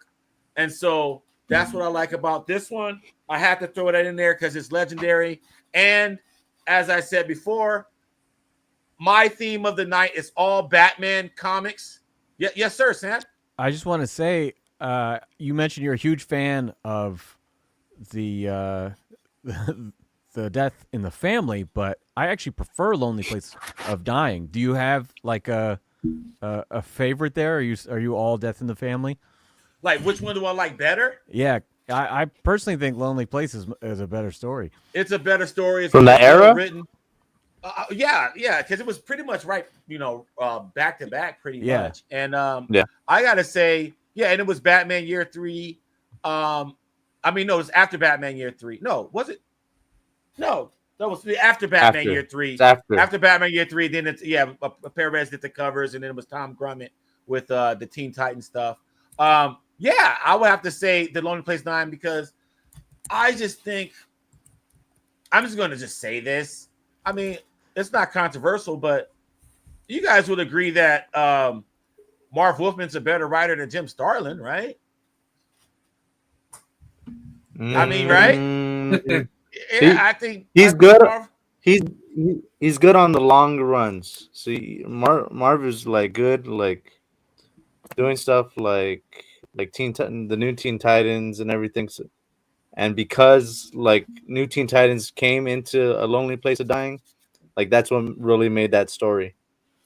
Yes, and I just love that cover. I think it's Batman 440, where like Batman's on the like top of like some like cathedral or something with the cape as a Perez cover. It's the issue right after this one. It's the issue right after this one. And I was gonna say one of my favorite stories from that era is Batman the Cult, man. Jim Starlin like kills Bernie it Wrightson. Oh my Jeebus. Yeah. Okay. Round 9, people. Oh my God. The year-end stash wars, round 9. I better hate you guys after this because I should want what you guys are about to show right now, Mark. Right now, Mark. So somehow I ended up with 11, but I guess out of the 2 issues that I'm gonna show, I'll show this one. This is like the first appearance of Hellboy. So he only shows up on the Ah, cover. This is Mike Mignola. It's like an Italian comic. Dude, I don't know how I got this. I did things I'm not proud of. Not just kidding. but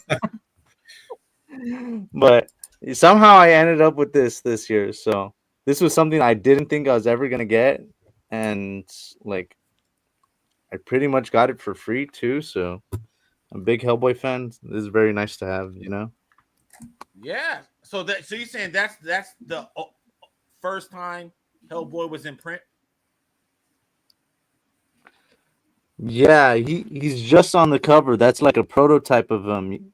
Okay. Like he's not even. You can see the right hand, the big stony right hand, and then he has the BPRD symbol on his chest, and then he has like the cut off horns and everything. You know, but Right. he's Right. like gray and stuff. He's not red. Oh, I see. Yeah, I thought those were eyes, but they're It's horns. Hulk Gray.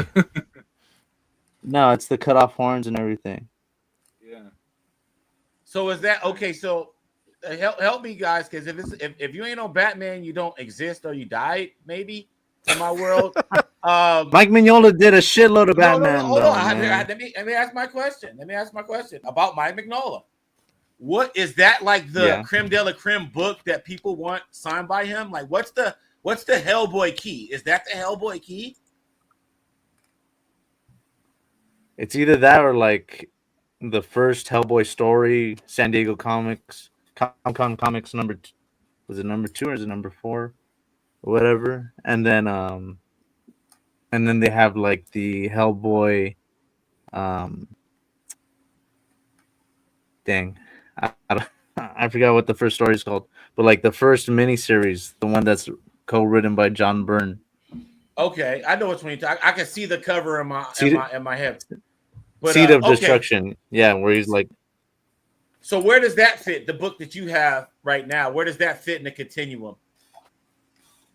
That's like, this is like he's a prototype. He's in. I'm saying Mike which one Mignola's... is the big dog? Is that the big Joker? Is that the Ace of Spades? Where is that? This is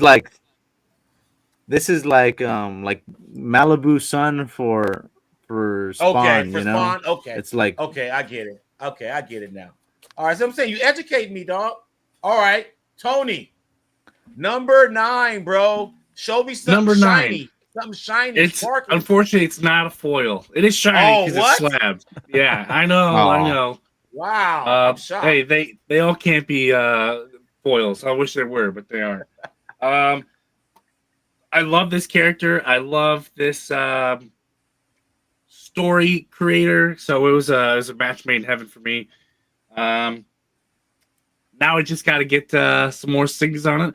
This is Shazam number 1, signed by Mark Waid, and I just love this cover. So when he came to town to Hershey Comic-Con, I knew I had to give him to sign this one. So, and then CBCS had a great deal on signature verification. So I was like, bro, who did the cover? Yeah, who's variant? That would be who did that cover? That's a nice cover. Mike Diodato. Yeah, I forget. I forgot how to say it. Diodato. Diodato? Yes, Diodato. Yep, Diodato. It's a cool cover. I hope to meet him someday and get him to sign it. But yeah, number 9, Shazam. Number 1, Mark Waid. Number 9, Nice. Lord of Brooklyn. What's up, man? Please subscribe to all of our channels. I put all of our links in the description, man. We got slamming ass channels, all of us.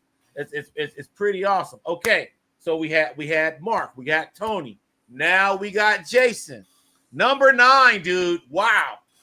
All right. So this book, I picked it up at a con in Kentucky this year. And it comes along with the story that I went up to the dealer, tried to make a deal, wouldn't deal. So one of, I don't know if y'all are familiar with Bub's Comics from YouTube, but I met Bub up there and he's like, who you talking to over there? You know, because he's more of a local to that con. And so he went over there and it's like, I mean, he talked so much trash about this book to the dealer that I thought do I even want to buy it now? He talked down so bad about this book to the dealer. Finally, we were able to come to an agreement and make a deal. So this is Fantastic Four number 12. So this is Ooh. the first meeting of the Hulk and the Fantastic Four. Wow. And, Wowzer. this is still so early that you notice that Hulk only has 3 fingers. But yeah, so this is a 1.0, but it presents, it's complete, presents very well. The spine, the cover is split, and so was able to add that to the collection. Insanity. So that's Marvel Silver Age, right? Yep. Wow. So like more, I always think like I always got to transpose Marvel into DC terms. So like Marvel Silver Age is like DC Golden Age stuff. Like as far as like all that stuff is just out of reach. Yeah. Well, I don't know. I mean, No. prices have come down. Yeah, prices have come down. Yeah. So Okay. All right. So They printed all right, a lot. Sam. It's time for us to start hitting these jumpers, man. Steph Curry half-court shots. Okay, I'm gonna hit it. I promise, but I want to piggyback for King Tone here. I got my Shazam #1 signed by Mark Waid. Also, Oh, very cool. Boom. This was the man, Mark Waid. I think See, this was Tony, Washington. see how we making these art guys bust out SIGs? I Yeah. love it. I think this was Washington SummerCon last year. But anyway, so I mentioned this to you guys on the last show that I had one in the mail. It was coming from New York Comic Con. It wasn't here yet. Yeah. My favorite Batman story is probably not the most common one on people's list, but it's Dark Prince Charming by Enrico Marini. And so I've got a couple ink sketches from this dude, and I love his work, but this was the first time that I was able to get the full watercolor thing from the Dark Prince Charming Batman. And I sent him a panel from his own book, and I was like, man, I want this pissed off face. He's got the blood in the teeth and everything. He's got some scuffs and maybe bullet marks and stuff. But yeah, this is an absolute killer. And I chose that this 655 was going to be graced by him because I really wanted that to be a special one. Dude, so this was the one that you were like, is it your top 10, but you had your top 9? Exactly. I was like, I can only bring 9 because this is in my top 10, but it's not here yet. So, yeah. Man, Marini, he did the color and everything. He did everything. Yeah, he did everything. Wow, Yeah. dude. New That's York the first Comic-Con. Marini piece I've seen any of the homies have. That's colored. Like that's pretty awesome. Yeah. Okay, so it's me now. Everybody went. It's me. I'm last. Okay, so I'm just gonna bust this one out. You know, a Jim Lee Sig. You know, I busted this out. Everybody's seen this one. Oh yeah. The Burbank Batman. You know, Batman 608. This added to my Baltimore experience. I think it would add to anyone's con experience if you got this signed by Jeff Loeb and Jim Lee on the same day. I got truth be told, I think it was the thrill of getting this book that makes me like this book so much. It's not really that I think it's the hottest cover or anything like that. The fact that I'm from Burbank and I graduated high school in Burbank and my son was born in Burbank, you know, met my wife in Burbank, that kind of made me want to, you know, get this too, you know, because I'm like, dude, I'm the biggest Batman fan in Burbank. Screw everybody, you know. You are Burbank Batman. Yes, exactly. So I just felt like the comic book gods had to bless me on this. I love it. Shout out to Crafty Comics. I love these X Labs. I'm just gonna you know, I love these. They also make these for slab books as well. But you know, I don't play that, homie. Don't play that. But I love these, you know, because I have this on the easel and it sits, you know, right behind me. And so, you know, there's some books that I like to display like that. And I actually think this looks better than a slab because it looks more like a trophy. So I like this. And it also says Happy Batman Day because this was actually signed on Batman Day by Jim Lee. This this was supposed to be given out on Batman Day in 2020, but as we know, was COVID, and so that's what kind of started the whole sweepstakes of Tagzilla, as I call myself and Sean, Comics 2099, when we're trying to get these freebies from social media and stuff. So yeah, this one here, and I gotta say, I gotta flex on this for 1 second. I never had so many creators urge me to get this graded. Jeff Lowe pretty much begged me to get this graded. Like, he begged me. He was like, I don't tell this to anybody. Like, I can't believe I'm saying this, but you need to get this graded. And I just nodded my head. I didn't want to have the philosophical debate with Jeff Lowe, in line. I just nodded my head and was like, okay, I'm not, But he was like, you need to go. He's like, I think Jim is here. You get a sign here.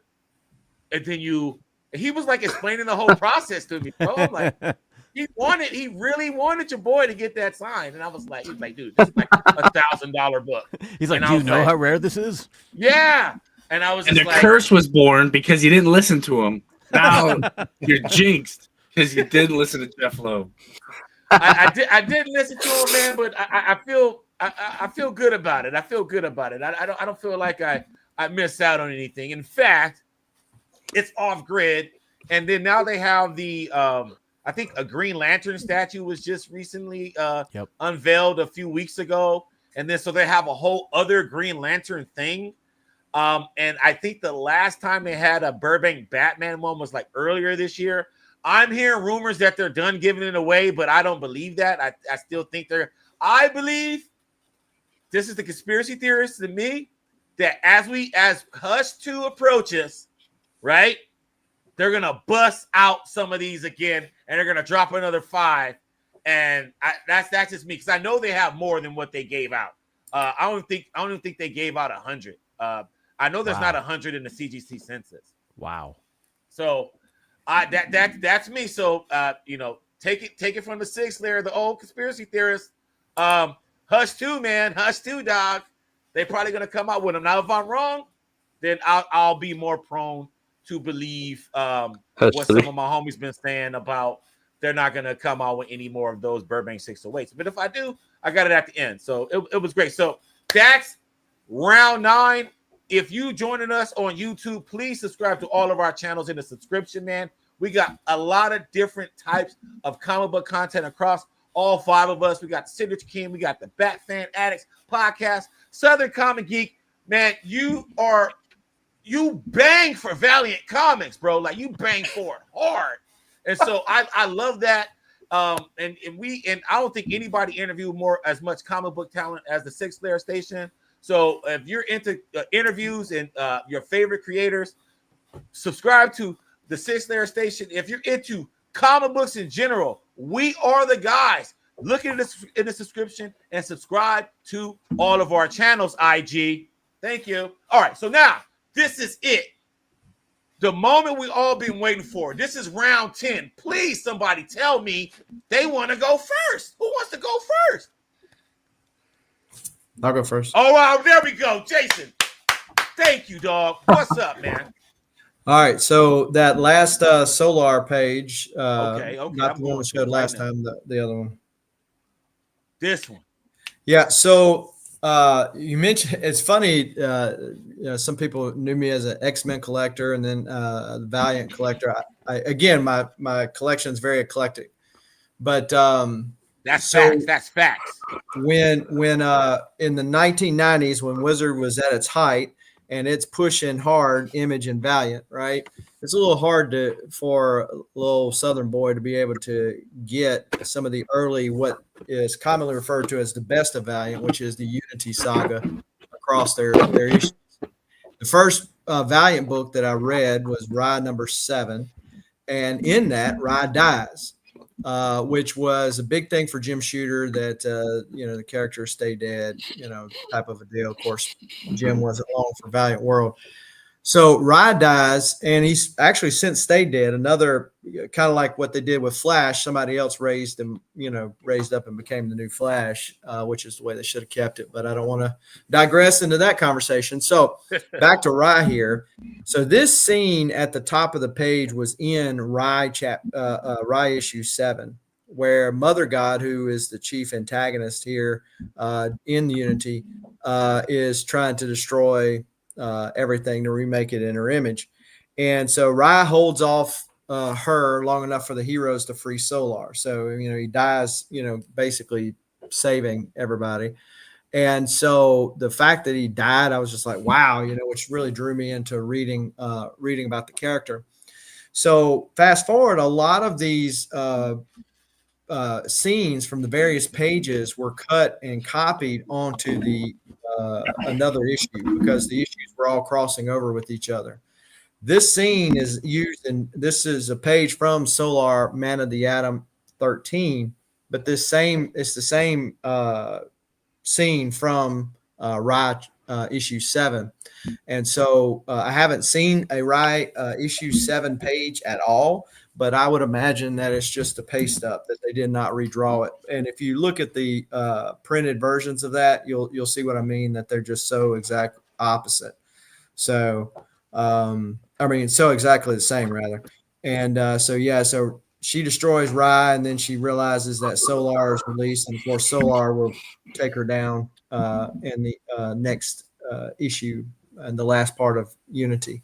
So that was a big scene for me in Valiant Comics, and I reached out to Dan Moeller on Comic Art Fans, which he's got his own eBay store and so on and so forth. And that was in his PC, and I convinced him to release it.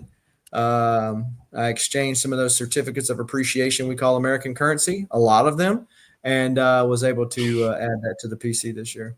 I think that's cool, man. That it's like a copy paste situation that goes to another book. It reminds me of that scene when Invincible goes to a Comic-Con, and the guy was like, "Yeah, sometimes if I get lazy, I'll just repeat the same panel over and over." And he's like, "Don't you think that's lazy?" No, and like the whole page is just that exact. And I was like, "That's so good, man. I love it." The first thing I thought of when I saw that. Mark, where's your jumper at, man? Let's go. This is it. We were both on the hunt when I got this page. You got your own, and I got my own. So this is from Batman #1. This is one of the only traditionally done Batman #1s, pencils on or inks on pencils done out there. I like this page especially. It does have Batman. You can see him like. Where the hell's my hand at? You can see him right there, like a little Batman, a speck on the plane. But this is the one that features Bane on it. Bane's on here. He's the overarching villain of Tom King's run and everything. And you get the Cobra agent that was hinted at throughout the story. They keep on talking about Cobra. Cobra's out there. Someone shot down the plane. And that's the Cobra agent revealed. And that's Bane right there. So, Batman #1, one page, David Finch art. And who's the inker on there? I saw the signature. Matt Banning. Okay, yeah. Never met him. Batman Came signed. #1. Batman #1. That's pretty gangster. New 52 Batman art, 1 through 11, which is the creme de la creme. Capullo, Snyder, Cordovals. All of that is pencils and then inks over blue line, and I think all the way up to Death of the Family, that work with Galapian is inks over blue line. And so with that said, that Batman #1 art from Finch, because people hate DC. I'm telling you, they hate DC. No one's paying attention to it. But when that stuff starts to get older, right, and people start caring about it, they're going to be like, oh my God, that's the only traditional Batman #1 artwork since 1940. Yeah. Because, like I said, the new 52 stuff, the stuff that everyone wants, right? So when you think of who's the best in title Batman artist since Hush, you're gonna say Capullo, right? Capullo was that guy. Like, he had a long 50-something issue run. Like he was that guy. Like Tony Daniels up there too. Don't get me wrong, but like Capullo, we all know as far as status and how much the art costs and all of that. He's way more expensive. You like a $1,200 page is like $300. A $1,200 page is like a $3,000 page. Capullo, so like that's the difference between him and others. Finch in the last 2 years is really starting to get his flowers in terms of his rates and what he's able to charge, and so like I think we're already seeing a piece like that appreciate in real time. Yeah, man, and Batman #1, in freaking sane. I can't believe you of all people, Mr. I'm too cool for school, picked Batman. Batman made your top 10. I can't believe it. I can't freaking believe it. Yeah, that's my #1. That's your #1. Bam. Okay. The Royal of Foils. Yeah. We're going to end on, in my opinion, probably a great high note here. Okay. This is a San Diego Comic-Con exclusive that I was trying to buy on eBay, but someone got me and there was none left. So I had reached out to the artist of this book directly and said, hey, I want this book. I'll pay whatever you want. And he said, I got you, bro. Where am I sending it? Cost me nothing. He paid for shipping and gave me a bunch of other goodies to go with it. But it's awesome. And every time I look at it, it's great. I can't wait to get Jerry Ordway to finish it off. Oh my God. That's my another big miss is him not doing this book. But it is the Funeral for a Friend, Adventures of Superman, $4.99. Doug Hazelwood on the Todd McFarlane action figure variant. Oh, that's not even the art. Oh, that's crazy. No, they took a picture with the action figure that was also a San Diego Comic-Con exclusive, and made it the cover. That's hella pimp. Yeah, you see, he got this nice artwork going down here for 2024. So, and you saw Doug Hazelwood at Baltimore? No, I reached out to him directly. Oh, snap! And he sent me this and other stuff for nothing. Nothing. Because he knew you were the Signature King, right? That's sure. Yeah, let's go with that. Yeah, he knew. Yeah, he knew. The royalty. So let me ask, is the figure modeled after the original cover and then they shot the cover recreating it too? Like that's like Inception layers, man. That's awesome. It's a cover within a cover, yeah. It's boy, the action figure, it doesn't do it justice. That's gold. It's a gold kind of figure, but that's what a great story. That this is the first time I ever done anything like that, and it's like, oh yeah, man, I got you. That's but great. like some of the cool stuff that he sent me was like, and I don't have to pay for this. Like it's insane. Because the goodwill. You wear the crown with pride, my liege. This is definitely a jewel within the crown for sure. First time I ever did anything like that, and it's just like, oh yeah, bro, I got you. I'm like, oh, really? Man. Okay. Man, all right, man. Okay, all right. Before you go, Sam, it sounded like that B+ is at least an A- if Doug Hazelwood is mailing crap to you for free. Nah, all right, let's go A-. Let's go A-. Thank you. Okay. Thank you. A-.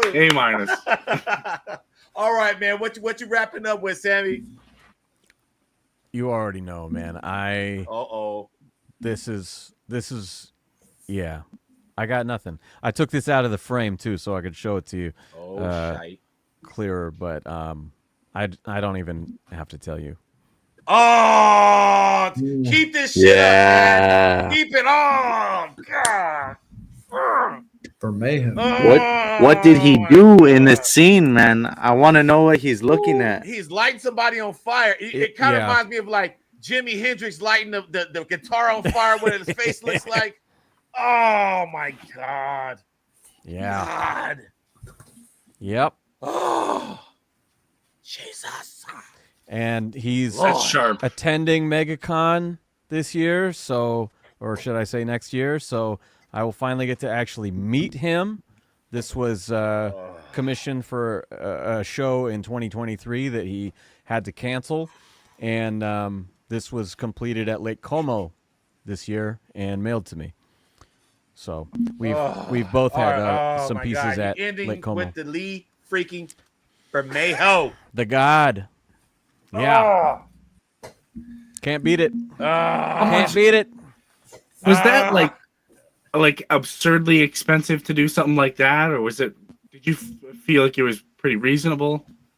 It was a little more than half what I paid for that Fabok. So that's to me. The Fabok's 11 by 17, which the Fabok is a larger piece, but this with all the ink wash got and way everything, more detail. Yeah, come on, dude, come on. This I feel like is a steal. Like I got this for less than I could get a Finch head sketch right now. You know that I was again. That's a 2023 price. I don't know what it is right now. But, how long did it take him to complete that? So Lake Como would have been what, May? So it was from September to May. Yeah. Wow. So it was a while, but I mean, God, no complaints whatsoever. Please make sure you hit the like button if you up on this live right now, man. This is the year end, man. I can't believe Sammy ended with the freaking Lieber Mayho sketch, man. Show it again, please, dude. Please. I really love this piece. This is my favorite one. I will never top this year, and I'm totally happy with that. You know, I got my tough Fabok. to top it this year. I got 30th. My Bermejo. My God, you know that is crazy, Where dude. you drop the mic. Yeah, that's a mic drop, man. All right, so mine. I've been doing SIGs all night long. I've been doing it, right? Yeah, there we go. Thank you, Jason. I can't be the only speak up in this. Get that, Jason. Jesus. You know, but hey, this was great, guys. I had such a good time. I gotta go with my man, Mark. Mark, we're like blood brothers now. Like we sliced our hand. We both sliced our hand. Yeah. And then we shook it. Right, and we became blood brothers. That's how I got into Stash Wars, man. I thought you were gonna say that's how you got hepatitis. I was gonna make the same joke. We're blood brothers now. Maybe that too, man. We both have a page from Batman #1. Whoa. This here is I love this page. To me, like his actually has Batman on it.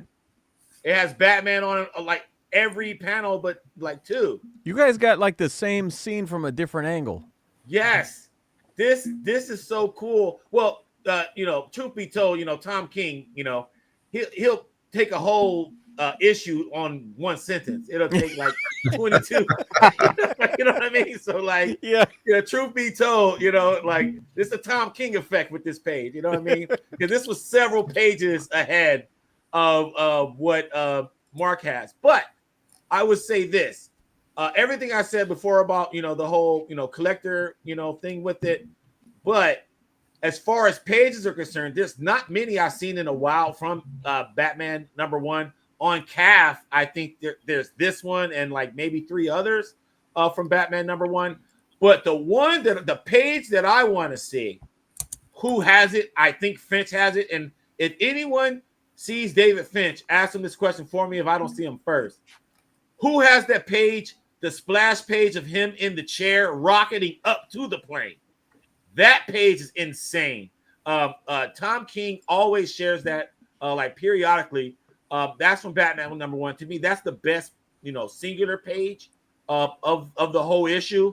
But then once you're on the plane, this is like, I think the 3rd or 4th best page in the whole book to me, because it shows Batman being Batman. Like a lot of times, the page will turn and then Batman already saved the day, and then he tells you how, and it's a flashback, right? This is like him in mid-mission, handling, on a plane, like crazy. Like it actually shows you how insane Batman is. This fool is hanging on a freaking commercial airplane by a batarang, to put some kind of rocket under a wing. And then he's gonna ride it like a rodeo horse after that. Like, that's crazy. Like, and that's the page that Mark has. He has the page where he was like, yeehaw, going into the Gotham Bay. And so this is the setup of that. Batman #1. I never thought hip hop would take it this far.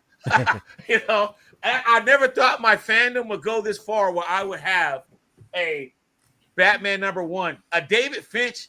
I do have a David Finch sketch cover that I love, and it's like the only graded thing that I wouldn't like crack because it's a 9.8 sketch. But I never thought I'd have a published work from David Finch, let alone Batman #1. And like I said, once everybody get off whatever they're on, whatever crack they're smoking, whatever their proclivity is, and then they look and they're like, wait a minute, this is the only original Batman #1 stuff. And then I'm telling you, it's gonna be on Heritage and all of that in about 5 years. I'm telling you, Batman #1. And then think about this: DC Comics, they use a lot of digital artists like for their titles because of how fast they need their releases to come out. So like everything is like super shotgun with their releases as far as the production is concerned. And so you're going to see, like, think about it, Dark Crisis, a lot of their big events, a lot of that stuff was digital stuff. So it's going to be, I believe, if and when they ever reboot the Batman title, Volume 4. So Batman Volume 4, I would go and take my 8-ball and say digital is going to be the answer that pops up when I ask the question, what's going to be the next #1 method of production? I think it's going to be digital for Batman #1 Volume 4. When that comes out, I thought when Hush 2 was going to be announced that they were also going to announce a lame reboot. They were going to use Hush 2 to reboot Batman. So I'm glad they didn't do that. They kept the numbering. I don't think titles like Batman and Detective Comics and Action Comics and those legacy, superhero titles, they do not need to be renumbered. Like, to me, I thought it was a big mistake with the New 52. They could have did all the jazz they did with the New 52 and just kept the numbering, and I would have been cool with it. But when they renumber it, that's when it really chafed my ass, and it took me a while to get onto the New 52. Then they renumbered it again, but at least they kind of rectified matters with Volume 3 with using the legacy numbering. So now we can, at least keep track. And then we got Detective Comics in the thousands and Action Comics in the thousands and stuff. But that's my 10th, man. Batman #1 by David Finch. Okay, so last question. What was your favorite piece panel that wasn't yours? So something that someone else shown that you was feeling. Starting with you, Jason. Probably that Bermejo Joker, because oh my God, I've been looking to add a Bermejo, which he's now drawing digitally. So the originals are going to dry up, and he's not really doing interiors anymore. So yeah, I mean that was pretty sick.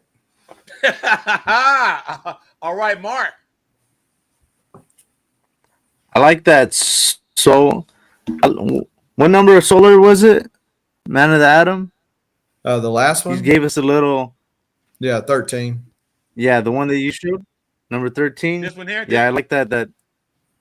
Yeah, the little history lesson that you gave us about Rye dying and everything. I like that one. So is it redone by another artist? Or did they just... So Joe St. Pierre did Rye issue 7, but Don Perlin did that issue. So they just copied and pasted it onto the Rye 7. So that's the exact same scene for the top part. Now the bottom part's different. So Joe St. Pierre's pencils and inks, whoever was inking him at that time, is on Rye 7, but that top part's Don Perlin. So that's so interesting. Sammy. Okay. Yeah, I love that history lesson. Man, I gotta say, I mean, we've had a lot of Finch on the show tonight, and I love that. I like your Batman 700, man. The like 15 SIGs like that. I think that's an epic book. Yes, sir. All right. Signed book made the cut, Tony. Yay, yay, yay. All right, Tony. What about you? I think probably the best nominee that I can think of, that of course isn't mine, would have to be Batman Burbank. Okay. Yes. Great issue. You got Jim Lee, and he wrote Happy Batman Day on it. The fact that it remains unslabbed will forever be a curse on you. Testify. On me, a curse. I thought you was a liar. Jeff Loeb told you to do it, and you went against his wishes. So now a curse is born. Of course, that's how. If this is the price of that curse, worth it, right? It's worth it, man. Like, who knows what the curse may. Really? So okay. So all right, seriously. So because Jeff Loeb said, "Hey, Mike, you should do," you think I should have like the comic gods. I should have went with the comic gods. I went against the grains of the comic gods' wishes. You think you're the king, man? So I have to take your counsel. Yeah, I wouldn't. I would have just said yes, sir, and then went and got it slabbed and been done with it. You know, what if it was Neil Adams and he was saying, you know what, you got to get this book slabbed. You have to. You tell him no. I don't know. No. See, but I can just imagine Mike going over and doing that in the moment, right? And then when it comes in, he keep looking at it like, I gotta crack it though, yes. right? And then the guilt he would have to feel when he cracked it to match the rest of his collection, you know? Yeah, okay. Here's what I liken, right? Okay, here's how it is. Like, I actually liked a CGC post the other day on IG, right? And a homie texted me and was like, "Oh, so you joining the dark side?" I'm like, because I like the CGC post. Was it Sean? So, yeah, it was Mike. It was Mike Brown. Okay, so all right, I gotta tell you this. So, like, this is what I liken to it. Like, all right, so you guys see my hairstyle, right? You see my hairstyle, right? I have a coif, right? I mean, me and Sammy, we got just locks, and we got this hairstyle that Fabio is jealous about, right? Now, so imagine, okay, the next live, I came through and I had cornrows. Right? You guys will feel weird, right? You'd be like, wait a minute, and I'm just talking matter of factly, not even mentioning it, not even acting like nothing's wrong. Like, I got so much hair, I'm able to braid it backward, right? You guys will feel some kind of way about that, right? So that's how I feel. Let's say I'm at a show, right? Let's say we're at MegaCon, right? We're at MegaCon, and I'm just whistling Dixie in the CGC line. And Sammy's hustling and busting, got his head down. Then he goes, "Skirt! Wait a minute, what is Mike doing in the CGC line? Like it's the DMV or something." No way, dude. No way. He's listening to Jeff Loeb. That's what he's doing in the CGC line. I already know. Sammy would get his phone out, take a picture, and like Six-Slayer signing in the CGC line. No effing way. I'm cursed. So you're right, Tony. I'm cursed. I'm cursed forever. I'm in bed on the other side. But again, if this is a lose-lose, I mean, I don't want to win, you know? Well, we don't know what effects this curse has. You know, it could still manifest into something. Okay. And that's why you're the king, man, and all of his infinite wisdom, because you're thinking like 3-4 steps above us, and we're just mere common mortals, bro. And so right now, I'm just going. I'm like, you know what, Jeff Loeb, I got this, bro. And so you might be right, and I might have to eat it on the next live and be like, dude, Tony, you're right. I should have listened to your solemn advice. But dude, my Burbank issue, it spontaneously combusted. I don't burst know what into happened. flames. Yes, right. I was gonna say, just that issue. Just that issue. No other comments. Just the issue, nothing else. You know what I'm saying? It just vanished. Thanos disappeared. It dissolved. Yep. You know? Yeah, dude. So yeah, I would instantly think of you, Tony. I'd be like, Tony, man, Tony. But hey, guys, dude, it's been almost 3 hours. It's 2 hours and 38 seconds of nothing but heat, man. I didn't give my favorite. My favorite is obviously the Lee Bermejo, dude. Just because Lee Bermejo. Okay, so I just real briefly, yeah. keep it up. Lee Bermejo to me, he was like, I think Jason Fabok took it a little bit. It's but for years, Lee Bermejo was the Batman artist, like number one on top, like no one, like it was Libra Mayho and everybody else was back. And then like, you know, Fabot came and like it's the interior factor. Like I give a little bit more props if you do covers and you do pages. And so when 3 Jokers hit, man, all those pages are home run hits. And so once that happened, I kind of put Fabok ahead, like on my like continuum of like Batman artists. But getting a Libra Mayho, anything to me is like so unattainable. And so the fact that you got it and you actually have a Joker that legitimately looks happy.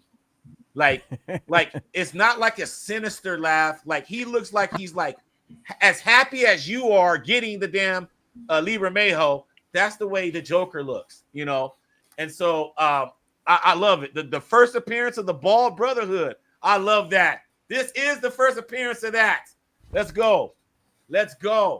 I love it, man. So before we end tonight's live, I would like everybody to like this live right now. If you're on IG, hop over to YouTube, go to the description, and just subscribe to all of our channels because, you know, we've had a good time. You've had a good time. You see what kind of collectors we have. We're top-notch collectors. We got the Signature King here, for Christ's sakes. So let's go. Subscribe to all of our channels in the description. Gentlemen, I want to wish you guys, number one, I want to thank you guys for taking your time out of your schedules and staying up so late Thank you. With us. And I wish us all a very fruitful and happy and prosperous and safe 2025. This is going to be our final live of the year, obviously, because we got one more day left, right? But I wanted to get as close to the end of the year as possible with you Jokers, because I know how you operate. You guys get things at the last minute, and I want to make sure that, you know, we can get that at the end and we can represent 24 as complete and accurately as possible. So I really want to thank you guys. We are representing all over the United States right now. We're in all different states. And so that's why we're Stash Fam coast to coast. I love it. And I just want to thank you all again. Any final words? Let's go. Shazam. I love it. Yeah, man. I just thank you for having me, you know, multiple times this year. And you know, it's like I said, we just celebrated 5 years of the Bat Fanatic podcast, and you know, we're heading back into new episodes next month. You guys will be seeing more of me at shows. I'm going to start working for Comic Sketch Art beginning Fan Expo Portland in January. So if you're out on the West Coast, say what's up. Not sure who I'm going to be working that or whose booth I'm going to be working, but yeah, you'll start to see me at more of these events. And yeah, hope to see you guys all there. Yes. Jason, any final words? Southern Comic Geek. No, I'm supposed to have a show tomorrow on my channel. I've got another package that is arriving tomorrow. See, I knew it. So Is number one. We'll see how the mail works, but supposed to have a show for that. But thanks for as always for having me on, and look forward to the coming year, because just looking at the con lineup, it's going to be a good one. It's going to be a good one. Man, all right. Mark, the honorable villain. Last words. Yo, I want to thank everyone for coming on, man. I want to thank everyone for the support, showing us all your cool shit that you got this year, man. And you guys brought the heat, man. You guys brought out your guns and everything. Thank you guys for coming on. Thank you for everyone that's watching too.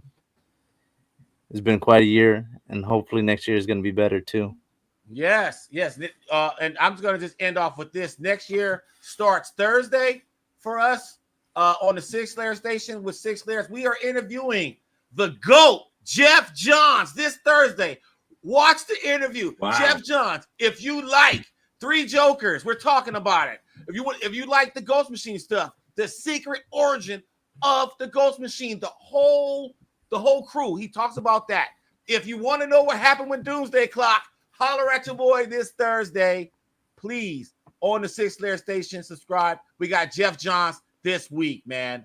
I can't believe it. It took me like 5 years to get this dude, but I'm worth it. So the first interview of the year, we started off with my favorite writer of all time, Nice. freaking Jeff Johns, man. On that note, everybody, if you like what you see, please like this video and subscribe. We're out. Peace.